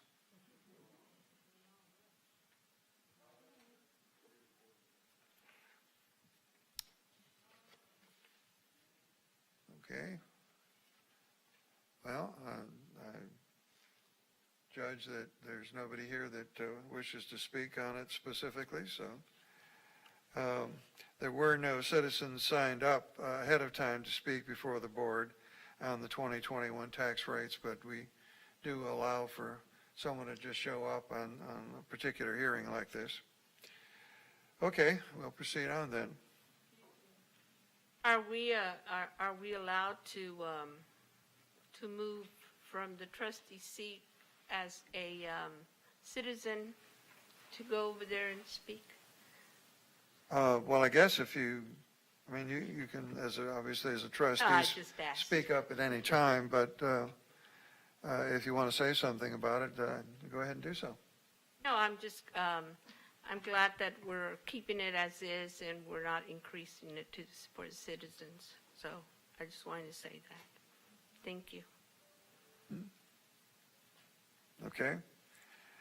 I'll proceed on then.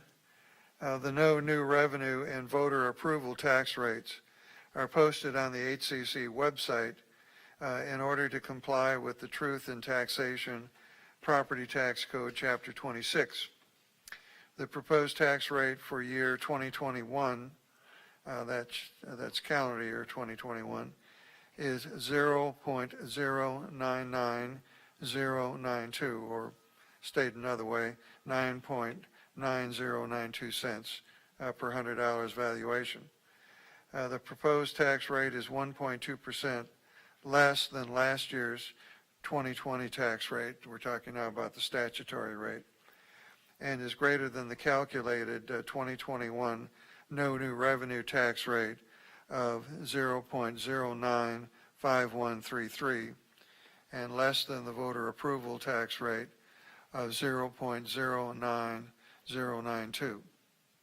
Since the total tax rate proposed exceeded the calculated no new revenue tax rate for 2021, a public hearing was required under Chapter 26 of the Property Tax Code. Yes. Sorry to interrupt. Before we move on to the next item, we need to close that public hearing portion. Yes. My bad. Okay, we're now officially closing the public hearing on the HCC tax rate. And since that was simply the hearing itself, there's no action required on it. We're now ready to consider item B, to actually adopt the 2021 tax rate for maintenance and operations. Is there a motion that the property tax rate be increased by adoption of the tax rate of .099092, which is effectively a 4.16% increase in the total tax rate and includes a maintenance and operations tax rate of .081340 per $100 of assessed valuation, which is effectively an 8% increase compared to the no new revenue maintenance and operations tax rate of .075315. Do we have a motion? Second, trustee Reichert. Okay, there's a motion and a second. We'll now have discussion. Chancellor Maldonado. Thank you, Mr. Chair. Trustees, with your permission, I'll turn the floor over to Marshall Hines to step through the presentation. Or answer any questions the board might have rather than attach the, let me back up, the attached resolution is reflective of what was read into the record. And if the trustees have any questions, then Mr. Hines can answer those. Okay. It may help anybody listening to this, if you may get confused about saying, well, the rate's going up. No, the rate's going down. The distinction is that the statutory rate is being reduced, but the total amount of revenue that is realized because of the growth in our property tax base is actually going up.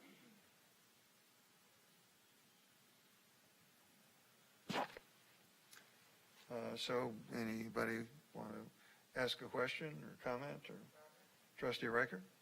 Oh. Trustee Glazer. Oh, he does, right? Okay. Thank you, Mr. Chair. I noticed in the diction here that we do talk about that the tax rate is an effective 4.1% increase in the tax rate. Mr. Hines, could you equate that approximately into hard dollars as to what that's going to be as a total?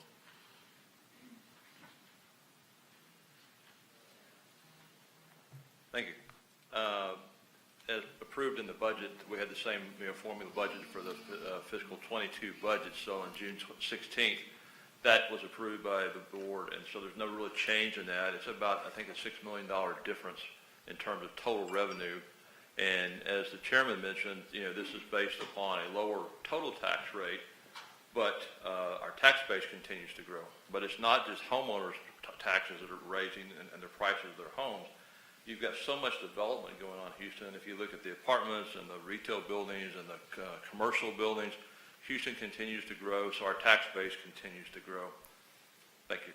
Yeah, appreciate it. Yeah, but I think we're reflecting what many other tax entities are seeing. They're actually passing rates that are, on the face are actually lower percentage rates, but they are seeing marginally increased revenue to their entities because of the growth and the appreciation. I've seen it on my home, and I'm sure everybody else has too. So thank you for the answer. I appreciate it. Thank you.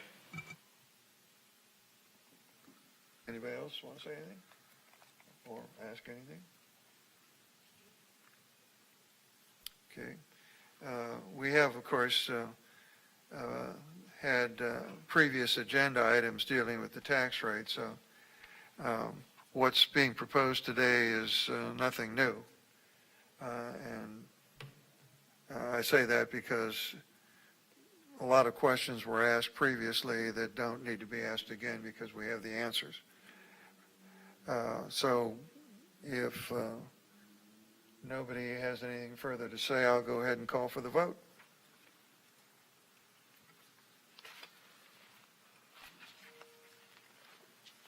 I'm trustee Thames, and that's a yes for me.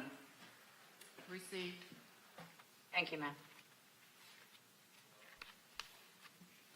Voting has concluded.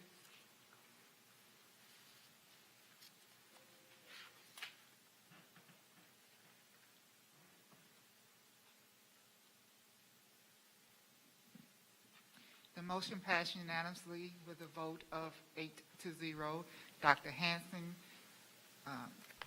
Dr. Flowers, Trustee Glazer, Trustee Laredo, Trustee Reichert, Trustee Skillen Jones, Dr. Tamaz, and Dr. Vanderbilt Stallworth vote yes in favor. Dr. Linton Gary is absent.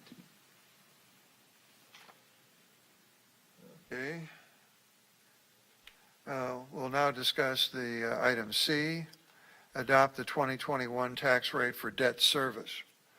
Is there a motion that the property tax rate be increased by the adoption of a tax rate of .099092, which is effectively a 4.16% increase in the total tax rate and includes a debt service tax rate of .017752 per $100 assessed valuation?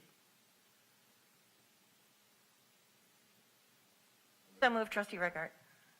Second, Trustee Glazer. Was that a second, Trustee Glazer? Okay. We have a motion and a second. I will discuss the item now. Chancellor Maldonado. Thank you, Mr. Chair. Trustees, the agenda item has the attached resolution that was read into the record. Be glad to answer any questions the trustees might have. Okay, any questions or comments? Okay. Hearing none, then let's go ahead and open the voting. Sharon, this is Trustee Tamez. That's yes for me. Received. Voting has concluded.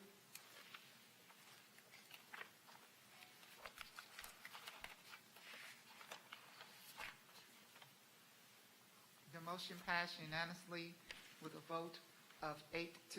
Dr. Hanson, Dr. Flowers, Trustee Glazer, Trustee Laredo, Trustee Reichart, Trustee Skillen Jones, Dr. Tamaz, and Dr. Vanderbilt Stallworth voting in favor.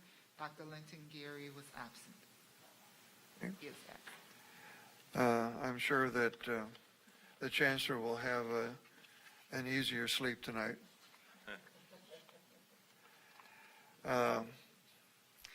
We'll now turn to item D. Whoops, I think I skipped something here. Approval of the nomination of a candidate for Harris County Appraisal District, that's HCAD, Board of Directors. I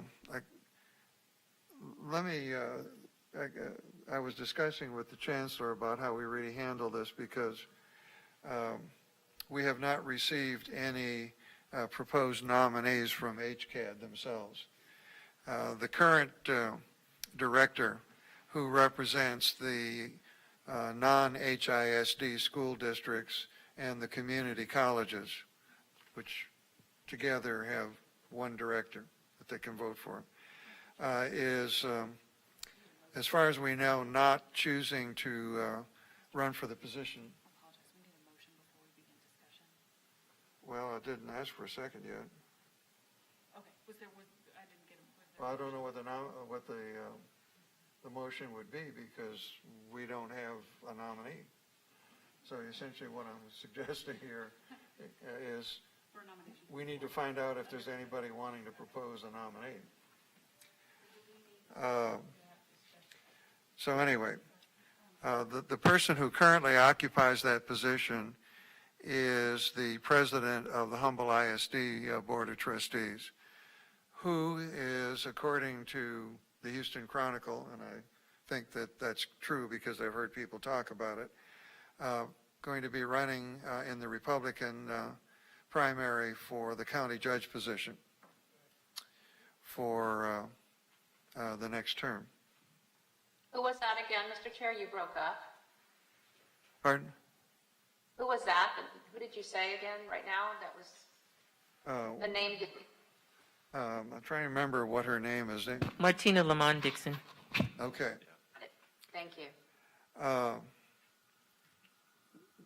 So we have a couple of options here, and I guess it's open to honest discussion as to which one you'd like to go. We can do nothing, which basically means we would not be putting up a nominee, but when these come back, I think it's either November or December, for an actual vote on a specific list of candidates that have been nominated, we would still have an opportunity to vote on the persons that other entities had nominated. Option number 2 is that we can put a nominee of our own up if we wish to do so. My understanding, I've never served on the HCAB board, but my understanding is it's a real work board. They take a lot of appeals, and you're supposed to be there to hear them. So this is not something that I would suggest that anybody would go into frivolously, but if anybody is interested in putting their name in, they would really have to go campaign, because we have a whole block of school districts that each have a vote in this, plus the other community colleges also have a vote in this. But since there would be no incumbent, according to our best understanding of the situation, I guess anybody who gets nominated at least has a fighting shot at it. So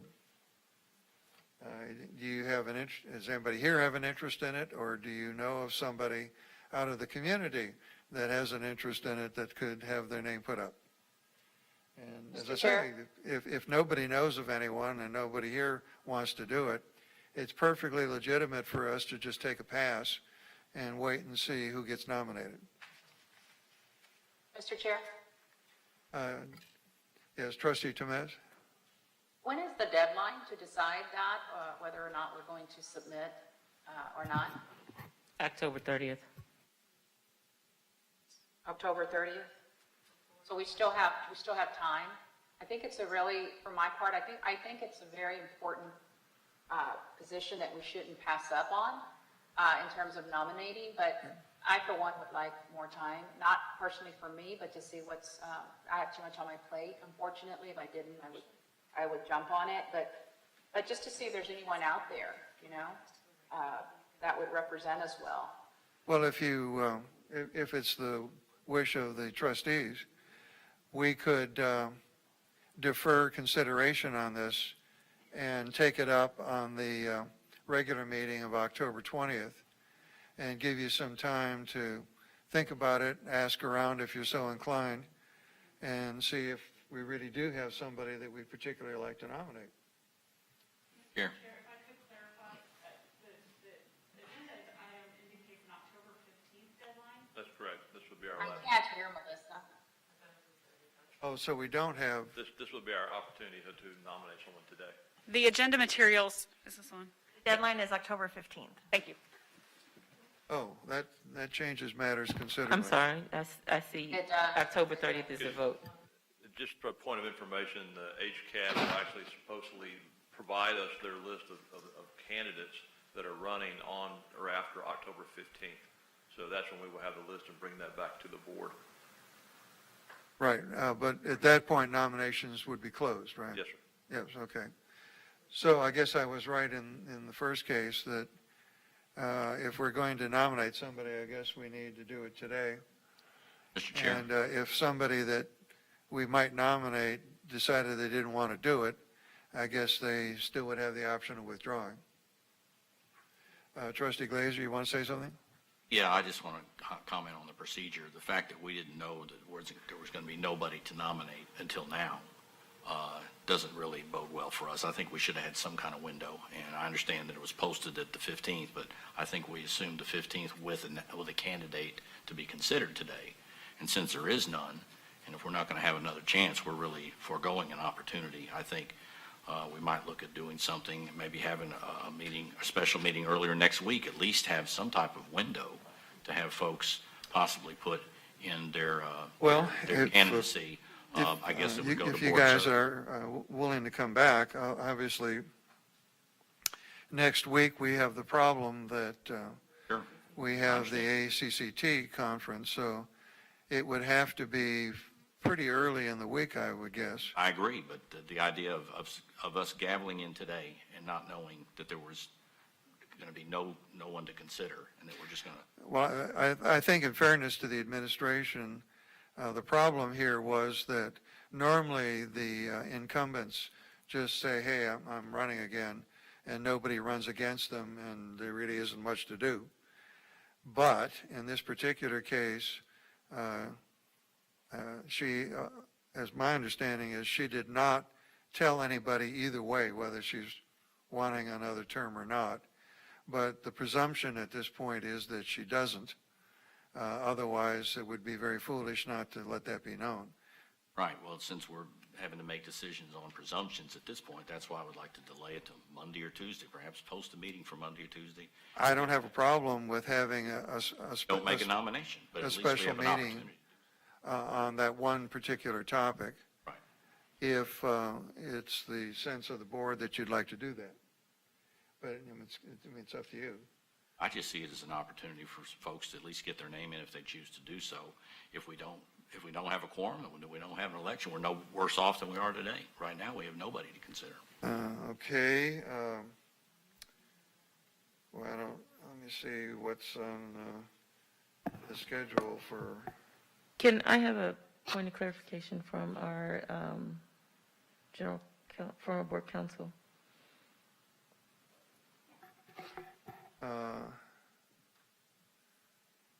Well, for clarifying purposes, when we're saying a nominee, not necessarily is that someone from the board, because my frame of reference is it's always been someone from the board with HISD. I'm So fairly certain. I heard you say that that you can have like a community member? Is that? That is my understanding. Wow. That's correct. And there's, in the agenda materials, there's a difference in the process for school districts and for HISD. Yeah, because they get an automatic appointment. Right, would follow two different So processes. that's why I yes. wanted to know, for this, it's anyone that you Correct. might want to nominate, That's correct. or It any could- number of people that you might want to nominate. That's correct. And Marshall can probably provide you with more detail on that, but yes.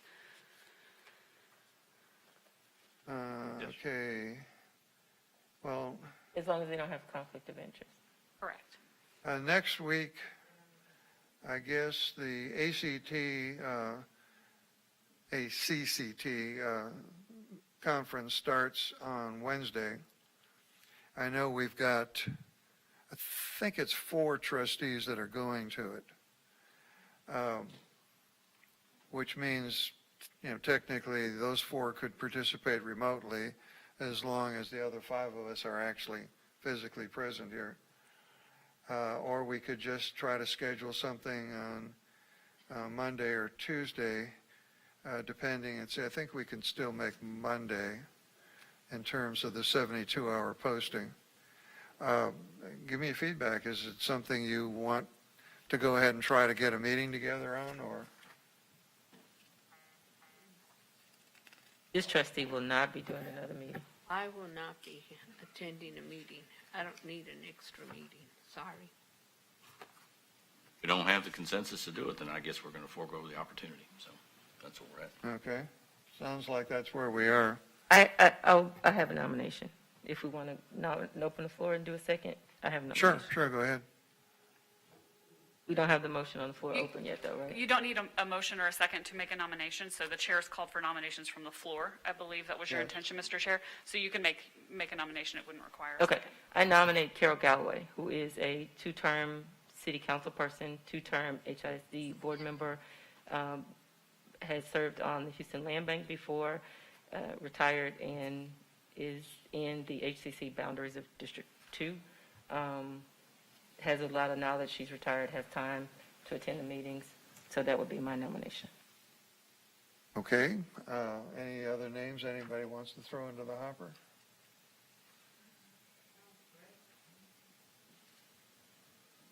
Well, do you want to make a motion then to submit a nomination for her? And,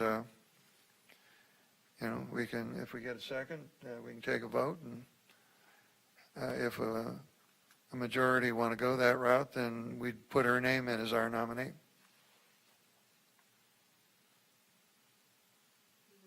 I move that we nominate, are you going to do it, Trustee Swinton-Jones?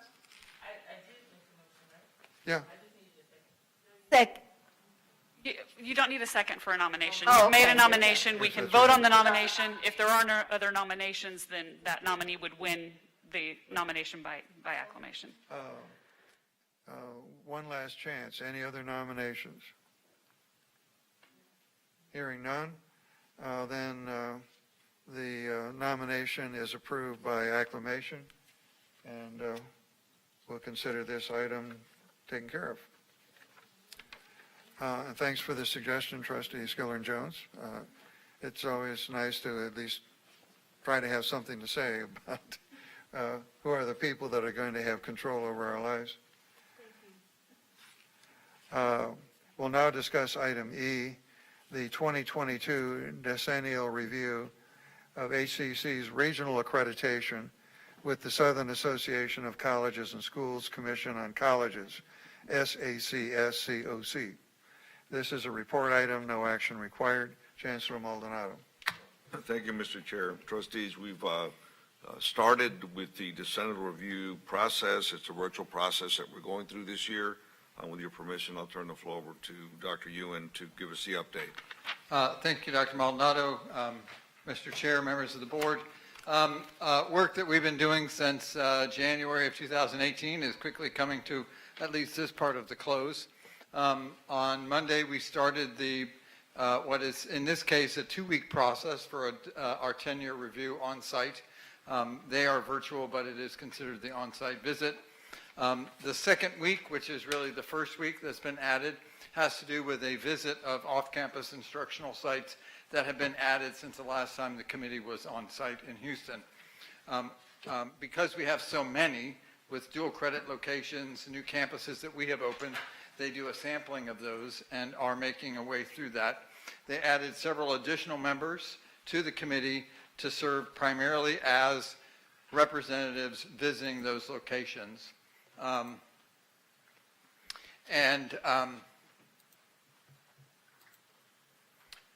they're going through about they've broken into 2 groups, and they're doing about 4 a day. That impacts a location. So like Brays Oaks was one of the first ones that they visited. At Brays Oaks, what they did is Dr. Barillo was there. She gave them an introduction to the location. They give them a virtual tour by way of a camera that they walk them around and show them the location. And then they have opportunities to meet with faculty and with students who are at that location, and they have the opportunity to ask them a range of questions about the nature of the services provided there. They will also be visiting at least 5 of our dual credit locations, early college, high school, middle colleges, that kind of thing, to get a sense of what those locations are like, and we'll also have the same opportunity to visit with staff and with students. Next week, the real visit begins when they will begin the process of walking through all of the principles of accreditation, primarily the ones that were asked for more clarity from the off-site review back in March and April. And we've been working throughout the summer on a focus report that was sent to them in late August for them to review. And they made their way through that and are slowly going to be ticking some of those items off. They've already begun that work with us now. As you can imagine, with the number of faculty we have, for example, the list of faculty they had initial questions about was actually very large. It's down to about 10 to 15. And they'll be meeting with program chairs and with our talent engagement representatives next week to rectify all of that. The hallmark of next week is a focus on our quality enhancement plan, and I attach that as an attachment to this presentation today. We're very proud of that. It is the byproduct of a lot of work on our strategic plan, specifically with the emergence of the personas and the way in which we're integrating personas into a personalized learning pathway model, which I personally believe has the potential to be groundbreaking work across the country, and we're already getting some good vibes from people in other parts of the country on that work. Several of you have volunteered to be a part of the team next week and to visit with the committee, and we'll be setting up an opportunity, hopefully in the next couple of days, to give you a little bit of a briefing as to what you can expect, the kinds of questions and the kinds of things that we're hearing about the QEP, that kind of thing. Primarily, they're looking for, QEP-wise, they're looking for the board support for the initiative, your knowledge of it, that kind of thing.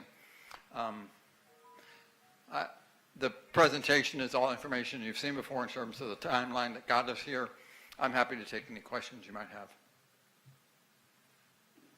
Okay. Questions or comments, whatever?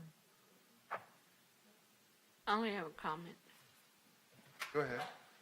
I just want to thank y'all for doing all that work. I know being in the administration part of it in school, you know, you get ready for these accreditations and it takes a whole team of people to get it done. So I want to thank y'all and commend y'all that for all the hard work, and we'll be ready for them. It has been a little bit of a learning curve for us. I think I mentioned to you in June of 2020, our 10-year director of accreditation compliance, who was responsible for SACS, died of cancer, and we really had very little bench. And so I recruited 2 faculty who are now in leadership positions within the college to come over and to start working with us. We hired a consultant to work with them, and they have been a crash course developmental opportunity to learn everything SACS and are doing a fabulous job. Dr. Melissa Miller-Waters and Susan Gall. We'll be bringing them to you after everything is over and they've had a chance to sleep.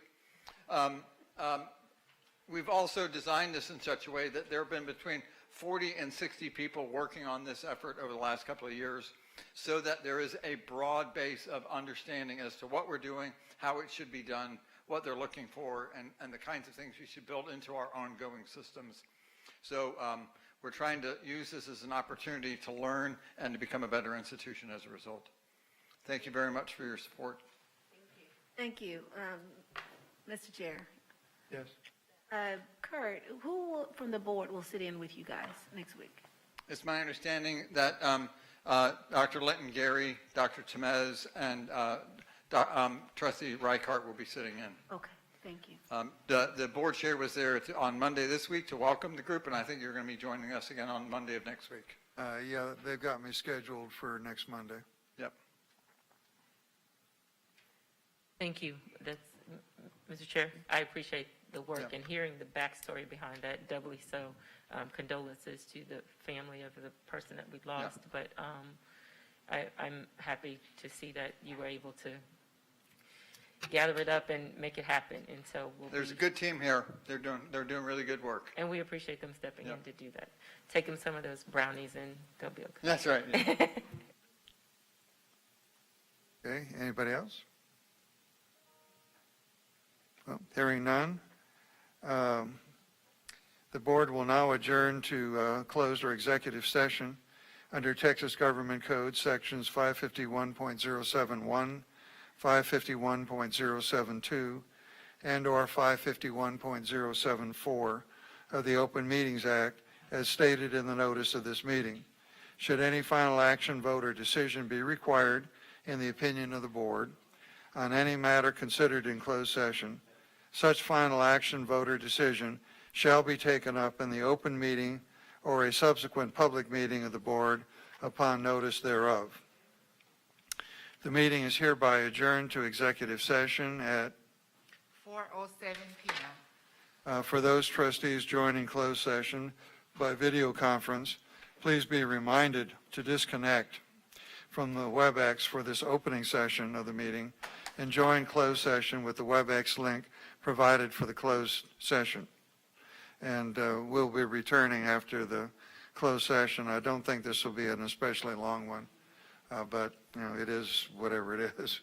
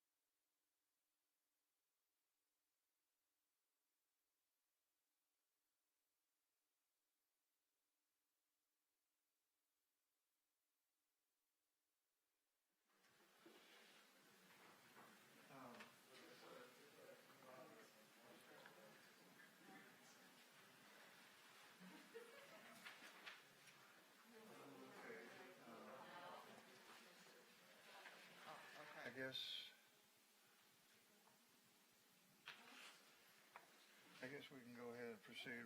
We're just down one person here. The open portion of this special meeting of the Board of Trustees of the Houston Community College System is now reconvened at 4:53 p.m. Okay. Based on advice from legal counsel, we need to do something to finish with item D that we didn't do, which is to take an actual vote, which is required by the state law. So if we could have a motion on the nomination that we dealt with when we first discussed item D. So moved. And we have a second? Second, Trustee Flowers. Okay. And We have a motion and a second then for the, I think, Mr. Chair. yeah, for the record, Mr. Chair, can we state the name of the nominee Trustee from the Scullion. nomination earlier? Carol Mims Galloway. Yeah, That the motion is to approve Carol Mims Galloway as the nominee okay. for the Harris County Appraisal District Board of Directors. All right, everybody, let's see, we lost a person again. We still got 5 here. Are we voting? Oh. Yeah, so we're. Yeah, I'm a yes. Excuse me, we do have 6, okay. Anybody want to say anything further before we go ahead and take a vote? I would. I think that Ms. Galloway is the perfect nominee, and so, for this position, so I'm in favor. All right, if you'd put the block out there, Sharon, we'll go ahead and vote.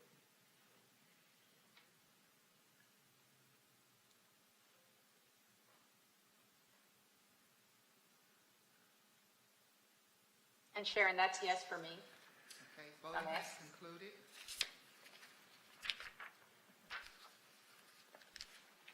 The motion passed with a vote of 6-0. Okay. All right then, that completes the agenda for the special meeting. So, the meeting is hereby adjourned at, 4:55 p.m. okay. We do have a committee of the whole meeting, but the agenda is short. So if you'll bear with us here, I think we can get through this reasonably rapidly and get about our other business for the day.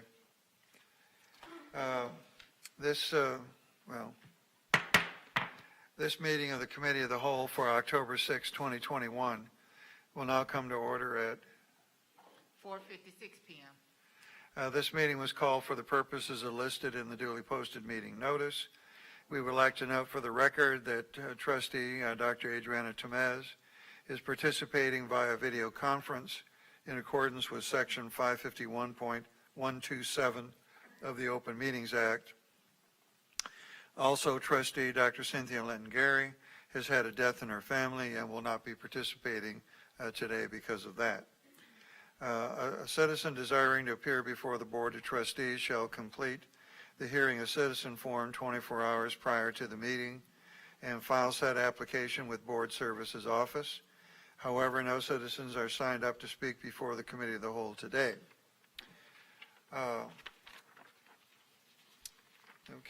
Do we have a motion to approve item A, the monthly investment report, financial statement, and budget review for August 2021? So move, Eva Laredo. Second. Okay, we have a motion and a second. We'll now have discussion on the item. Chancellor Maldonado. Thank you, Mr. Chair. With your permission, I'll turn the floor over to Marshall Hines to do the monthly investment report, financial statement, budget review for August of 2021. Thank you, Chancellor, Chairman, Trustees. Good to be up here, ending the fiscal year of 21. So today's report is for the 12th month. I think it's got some good news for us in here. And welcome to fiscal year 22. We're off to a good start in fiscal 22. So even though the market has been a little washy lately. Things are starting to maybe cut loose a little bit and change a little bit, good or bad. But for looking at the 12th month, which ended August 31st, this executive summary.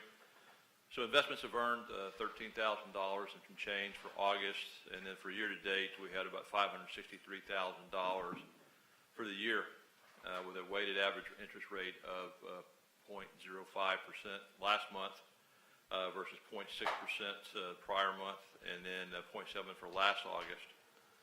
Interest rates continue to decline, depending on which side you're looking at. We hit a new record low of 0.05 this year for August 21. Some highlights, the unrestricted revenue, state appropriations, $68.6 million, which exceeded our budget by about $2 million. And we had budgeted conservatively, thinking that the state appropriations would be reduced a slight amount. Last year, they were not. We did receive our full share, so that's why you have the $2 million difference there, 3.2%. Ad valorem taxes collections remain strong at $173.6 million. That's 107% of the budget for fiscal 21, and then 7% higher than the year before. And again, as I said in the earlier discussion, it's not just because of rising value rates on homes, it's also the development that's going on in the Harris County and Fort Bend areas. There's still tremendous growth. People are still coming to Texas, and specifically Houston.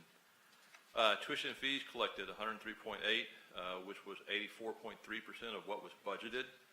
At $123.2, we were able to recover all of that in the HERF funds, and we'll cover all of it and be in the bank account. Total fiscal year 2020 and 2021 HERF recovery funds are $86.6 million for HCC, of which 70.1 relates to the HERF 21 and $22.9 million recovered for the unrestricted fund. Total revenues for August 21 are $374.3 million, or 101% of what we budgeted of $369. The fund balance transfer, if you remember, we had the Tier 1 in effect throughout the year and cut back on operating expenses as well as cut back on expenditures. We held off on that $10 million. The year looked very strong for us, so $3 million was released, and that's moving into the deferred maintenance project budget. Fiscal 21 net revenue is $35.7 million after the initial close. It will be adjusted slightly, but that's a really strong number for HCC, having gone through a very difficult time with COVID, enrollment starting, rising, surging, and having a lot of cycles during the year. Then you also look at the actual total expenses for fiscal 21. They're 8.3% lower than the budgeted 21. I think a lot of good work by a lot of people in the organization to get to that point. Multiple operating expenses were reduced, and if you look at the appendix, those are in there. HCC also received another grant associated with HERF 3. It's an MSI grant of $6.5 million, and $2.35 is earmarked for the ROC project from some state funding that we got from the new biennium, which began in fiscal year 22. So we have some more money to continue our design work on the ROC project. Actual salaries, again in 21, are 3.6%. Lower than compared to 20 budget. That's about $7.4 million reduction. A lot of that due to part-time staff and faculty because of the difference in enrollment, and also the transfer to remote environment. Employee benefits are slightly lower by 1.7%, or $760,000 compared to FY20. Actual salaries for 21, about 6.5%, or $13.8 million lower compared to the 21 budget. Again, some good work by some of the financial team and some of the leaders in the organization. Going forward, HCC financial contingency remained in place all through 2021. At Tier 1, hiring chill, as we move into 22, we're keeping that Tier 1 in place as we move into yet an uncharted fall enrollment and what happens with the virus. If you look at summer 2021 as of August 23rd compared to August 24th of 20, the year before, the SCH enrollment's down 17.1%, dual credits up 1.21%, and overall enrollment's down about 12.72%. Expect to see some mission-critical HERF-funded projects this fall required to make HCC the community college choice. And I'd like to talk just for a moment on that particular bullet point. If you think about what you just saw on the first page of executive summaries with $35 million on the bottom line, that money will fall into the fund balance for the college.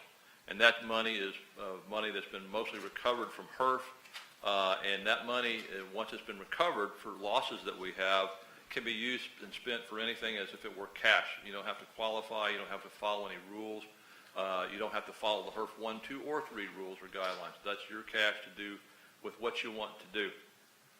And we expect to have more from fiscal 21 that we will collect and report in fiscal 22, plus we have the HERF 3 funding.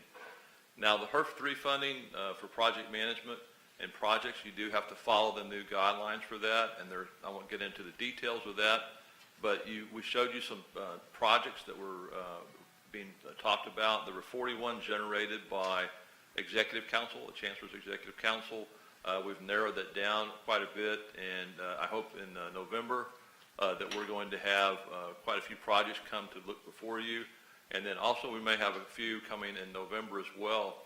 And again, as you think about these projects and when you get your materials passed out for those meetings that are coming up, remember we will label them whether they are being funded through or funding is being sought through recovered funds, or where what we earned in 2021, or whether we're going for project HERF 3 funds, which have to meet specific criteria. So that's a real opportunity to help us make a big, bold step for moving into help us move to the college of choice with some things we need to do. With increasing enrollment and reduced HERF recoveries, expenses may be managed carefully. And again, I want to talk a point on here to maximize the recovery and make sure that HCC recovered everything we could from the HERF funds. We included, and I've talked about this before, losses in vending machine revenues due to no students.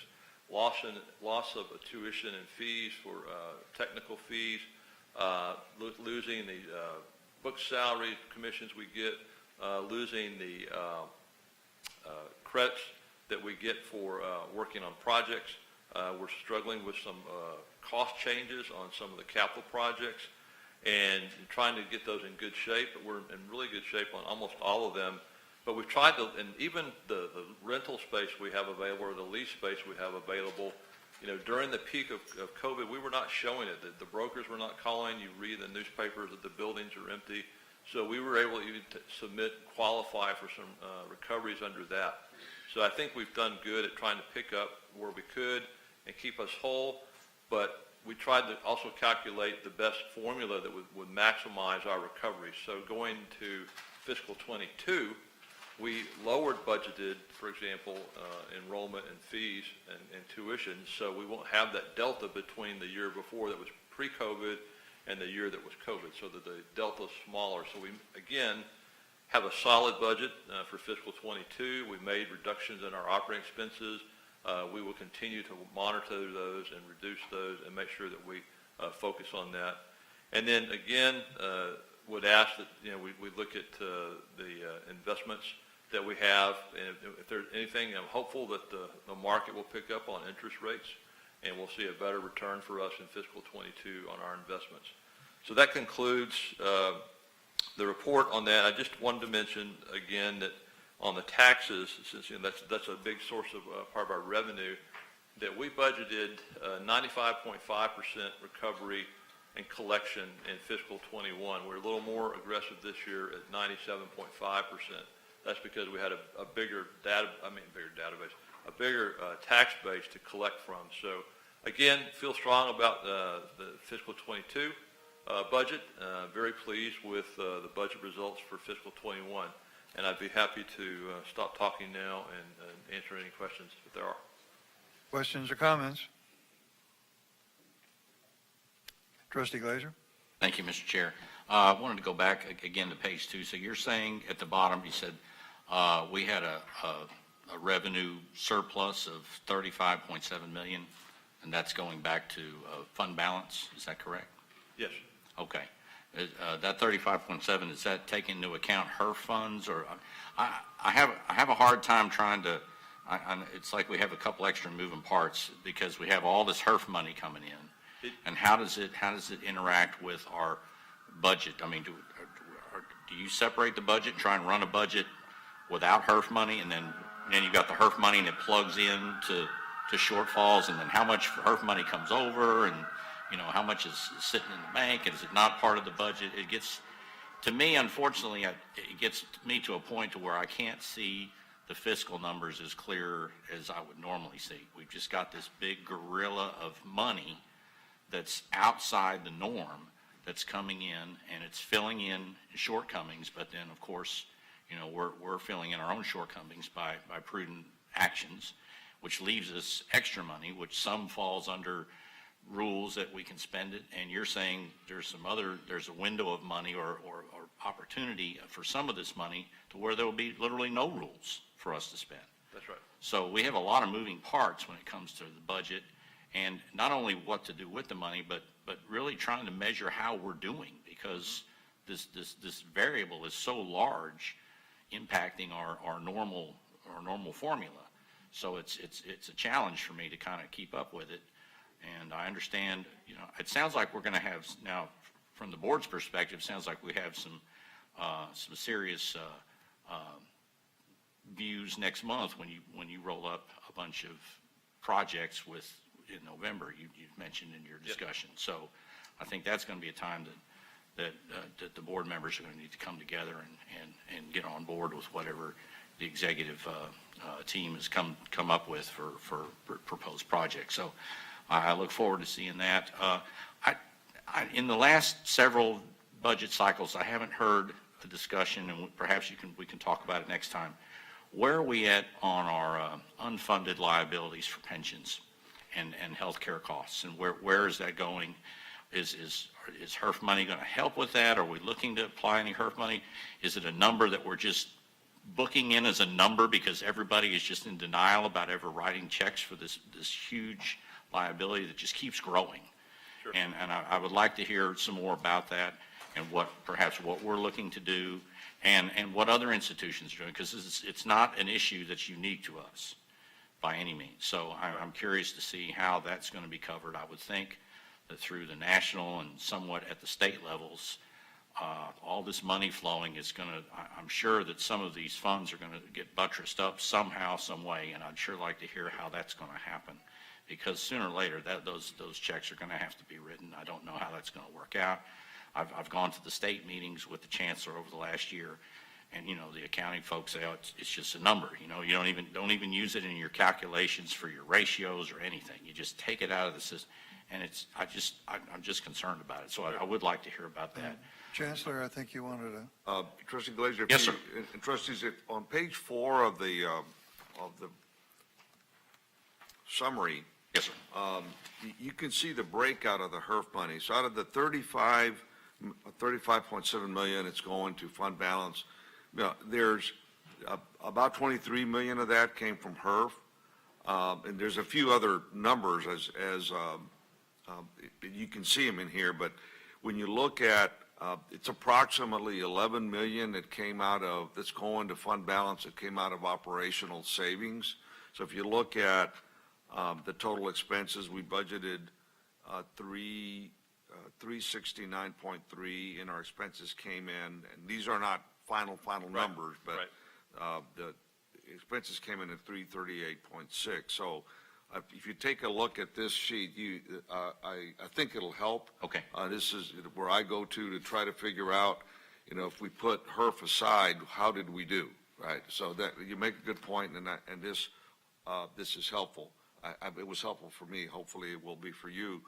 And on the state, on the unfunded liabilities, you're right. You and I were there together, and the guidance we get is move on. Move right? on. Yeah. So, and it is a very large number, and probably another round at the legislature in 23 in terms of how this can get looked at the state level, because as we all know, we can't solve it ourselves. This is we've got to have guidance from Austin. Yeah. Thank you. for We those will comments. follow up on that. I appreciate it. Thank you. Thank you. And thank you, Trustee Glare. I mean, a lot of really good questions, and it is very complex, and if you don't live with this every day, then certainly it's hard to get as much wrapped around your head. But if you think about what I went through, and you asked a question about how much of this is HERF money, and so one line you can look at on the report is if you look at the enrollment, tuition and fees, and you'll see that, you know, the 84% budget that we hit, let me go back one. So that third sub-bullet, tuition fees collected was 103 or 84%. So we took a hit there between 123 million and 103. So there's Almost $20 million. $20 million. That money is for each of those semesters, so that would include fall, spring, and the summer session as well. Those monies, losses were submitted to HERF, whether it was HERF 1, HERF 2, HERF 3, whichever one we were in at the time. That money was sent in, and we collect 100% of those tuition losses because they're looking at where we were the year before versus where we were in that year. And as we've trended down a little bit, that's what I was saying, that the amount you can collect gets less as you go forward, and no one's talking about a HERF 4 by any stretch of the imagination. So what we have is what we have. And so if you look at the tuition fees, that would be one line. That's where the bulk of the money goes from. Some of it is just an auxiliary fund because I mentioned, you know, vending commissions, book sale commissions, lost rent revenue, you know, food lost revenues from our restaurants that are closed and trying to struggle through. That's in auxiliary. Something else to think about, all the money that we spent on the millions of signs we put up, and y'all saw some of those on the tours that we did with the bus, but all the money we spent on cleaning up COVID, cleaning in between, the extra cleaning, those types of things, the laptops, computers, all of that really landed in the first year. So we spent almost $15 million of institutional money out of our pocket, but we fully recovered all of that from HERF 1 to, you know, whichever one it was. So we're recovering our uncommon expenses. We're recovering our losses of our tuition and fees revenue that we didn't see, our technical fees and those type of things. And so that's the money we get. And then to the complexity of the money coming forward and what do we do with that is, if you think about it, as I said, if we recovered the money through the processes I just kind of mentioned, and there's some much smaller ones, but those are the big ones, we can use that money as if it were, you know, tuition and fee revenue that comes to us. There are no limits what we can do with that. But we have HERF 3 to deal with yet. So not only that, you know, we've got Joella and her team in financial aid, you know, spending lots of money each semester, you know, $100 million to give to students in the community to help them go to school and solve their problems at home and work through their lives so they can get back to college. You know, put that aside, that's going to be spent. We don't get any money out of that. It's a pass-through for us. It comes up, paid to us, and we give it to the students. And so for the other parts, institutional, we've recovered the bulk of that. We're seeing very little extra expenses for, you know, signage and the little round disc you see on the carpet and the floors and things like that.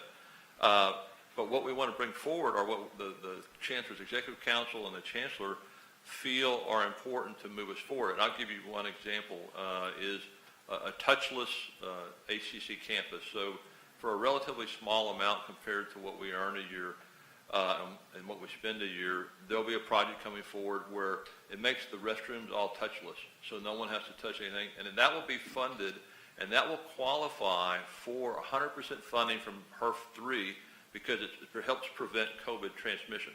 And so that, you know, that's a no-brainer. That has a gold star for it. We'll submit it. You know, it won't cost us anything, and we need to recover that money through those types of projects. Where another example might be, I'll say this, you know, one thing we need to do is kind of update our website. So that's a lot more gray, and so we may need to use some of our money out of this recovered fund because there are no restrictions on that. And so there'll be a mixed bag, and you'll get to see each of these projects individually and brought forward and explain to you how they go forward. And it'll be the executive that's promoting that, whether it's a shared services exec or whether it's a president from one of the colleges, they'll bring them forward and show them to you one at a time. And we hope to have some, like I said, in November, and then again starting in December. Because we have a time limit also on HERF 3. If we don't use it, we lose it. I'm sure that Joe Ellen will give out all the money that she can. I'm not worried about that at all. If we had any money left that we couldn't spend, we could give her more to give to the students.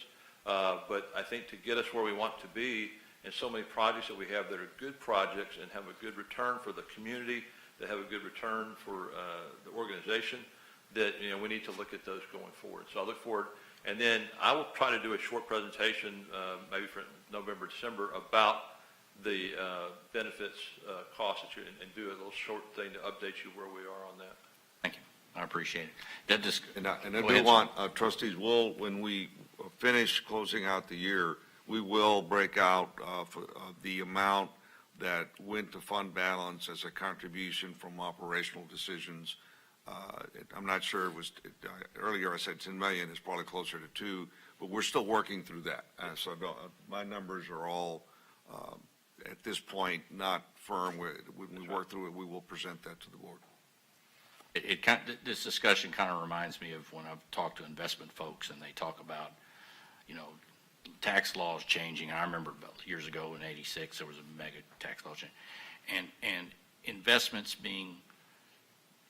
moving away from the focus being away from the best investment to how do you best take advantage of a tax break. Yes. This kind of reminds me of that, and I just don't want us to go off track we're getting thrown a lot of money from the feds, and there's a lot of opportunity here. And you mentioned a lot of the, you know, like a touchless restroom where we might get reimbursed 100%. And it just makes me think, with all the money coming in, with all the different perspectives and parameters of this money, we need to just stay focused on student success and make sure that's where we focus. And because it can be easily off track, say, man, if we just do this, we get 100% of our money back. But we really need to think, how does this improve student success? Because this kind of money isn't going to be flowing forever. It's an opportunity. But when things like that happen, you just can't take your eye off the North Star. And I think we're in an environment here where it's a little tougher to see through the haze. And I just want to make sure that our decisions stay focused on student success. And I appreciate it. I appreciate all y'all do. I know it's a complicated job, and I can barely understand it. So, you know. It's been an interesting time. Thank you. Are there any other trustees that want to comment here? Just had a question. I may have misheard you because it went a little fast. When there's budgetary dollars left over, did you say it went back to the general fund or into debt service? I thought you said something about money was transferred, not our initial transfer that we voted for, but dollars under budget, does that go back to general fund? Well, general fund being the fund balance, yes. Yes. Okay, thank you. Thank you very much. Okay.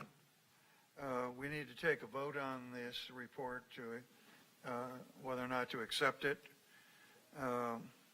We have the motion and the second already, so if you go ahead and put up the voting block, Sharon.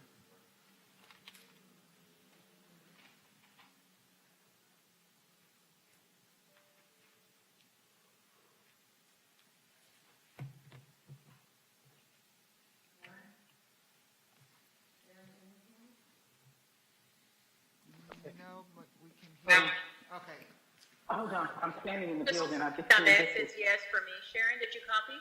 Oh, start my video. Receive. Okay, thank you. Okay.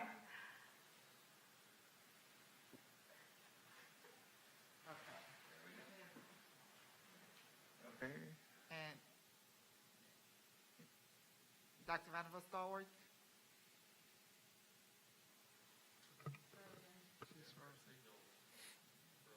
Did you get my vote?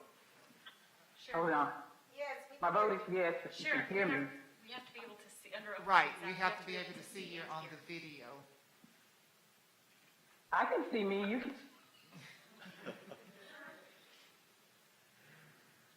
Oh, the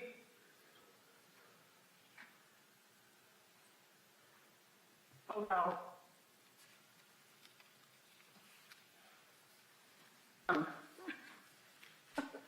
How are you?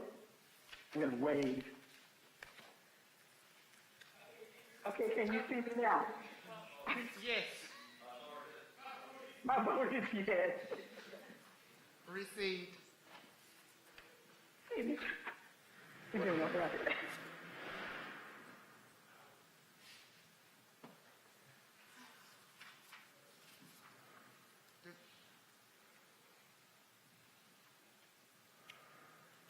motion passed unanimously with a vote of 7-0.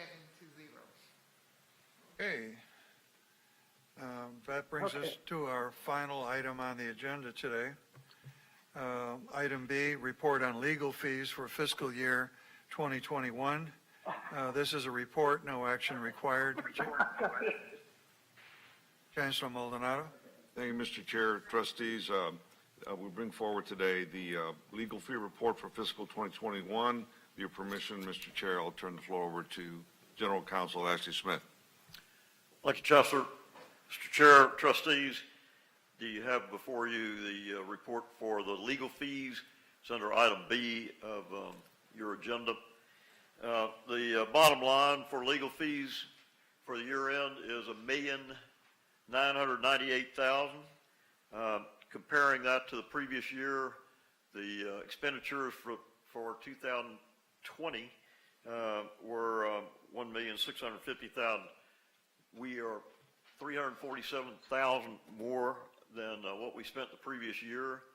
The significant numbers to recognize what the difference between this year and last year was is to recognize litigation. Last year litigation was about $570,000. This year it's $860,000. Investigations last year were about $351,000. This year they're $465,000. When you net those numbers, what you find is that we have an increase over last year of about $340,000, which also means that the remainder of the budgetary items were actually about $50,000 less this year than what we had last year. Mr. Chair, I'm happy to answer any questions. Okay, questions or comments?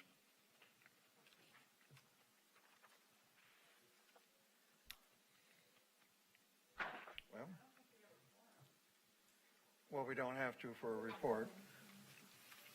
I'm certainly pleased to hear the non-litigation part going down. I don't know what you can do about litigation. You can't refuse to be sued.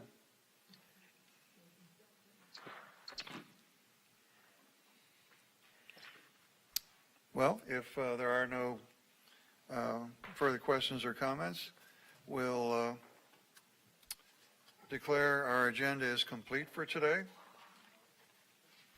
And the meeting of the Committee of the Whole for the Houston Community College Board of Trustees is hereby adjourned at 5:25 p.m.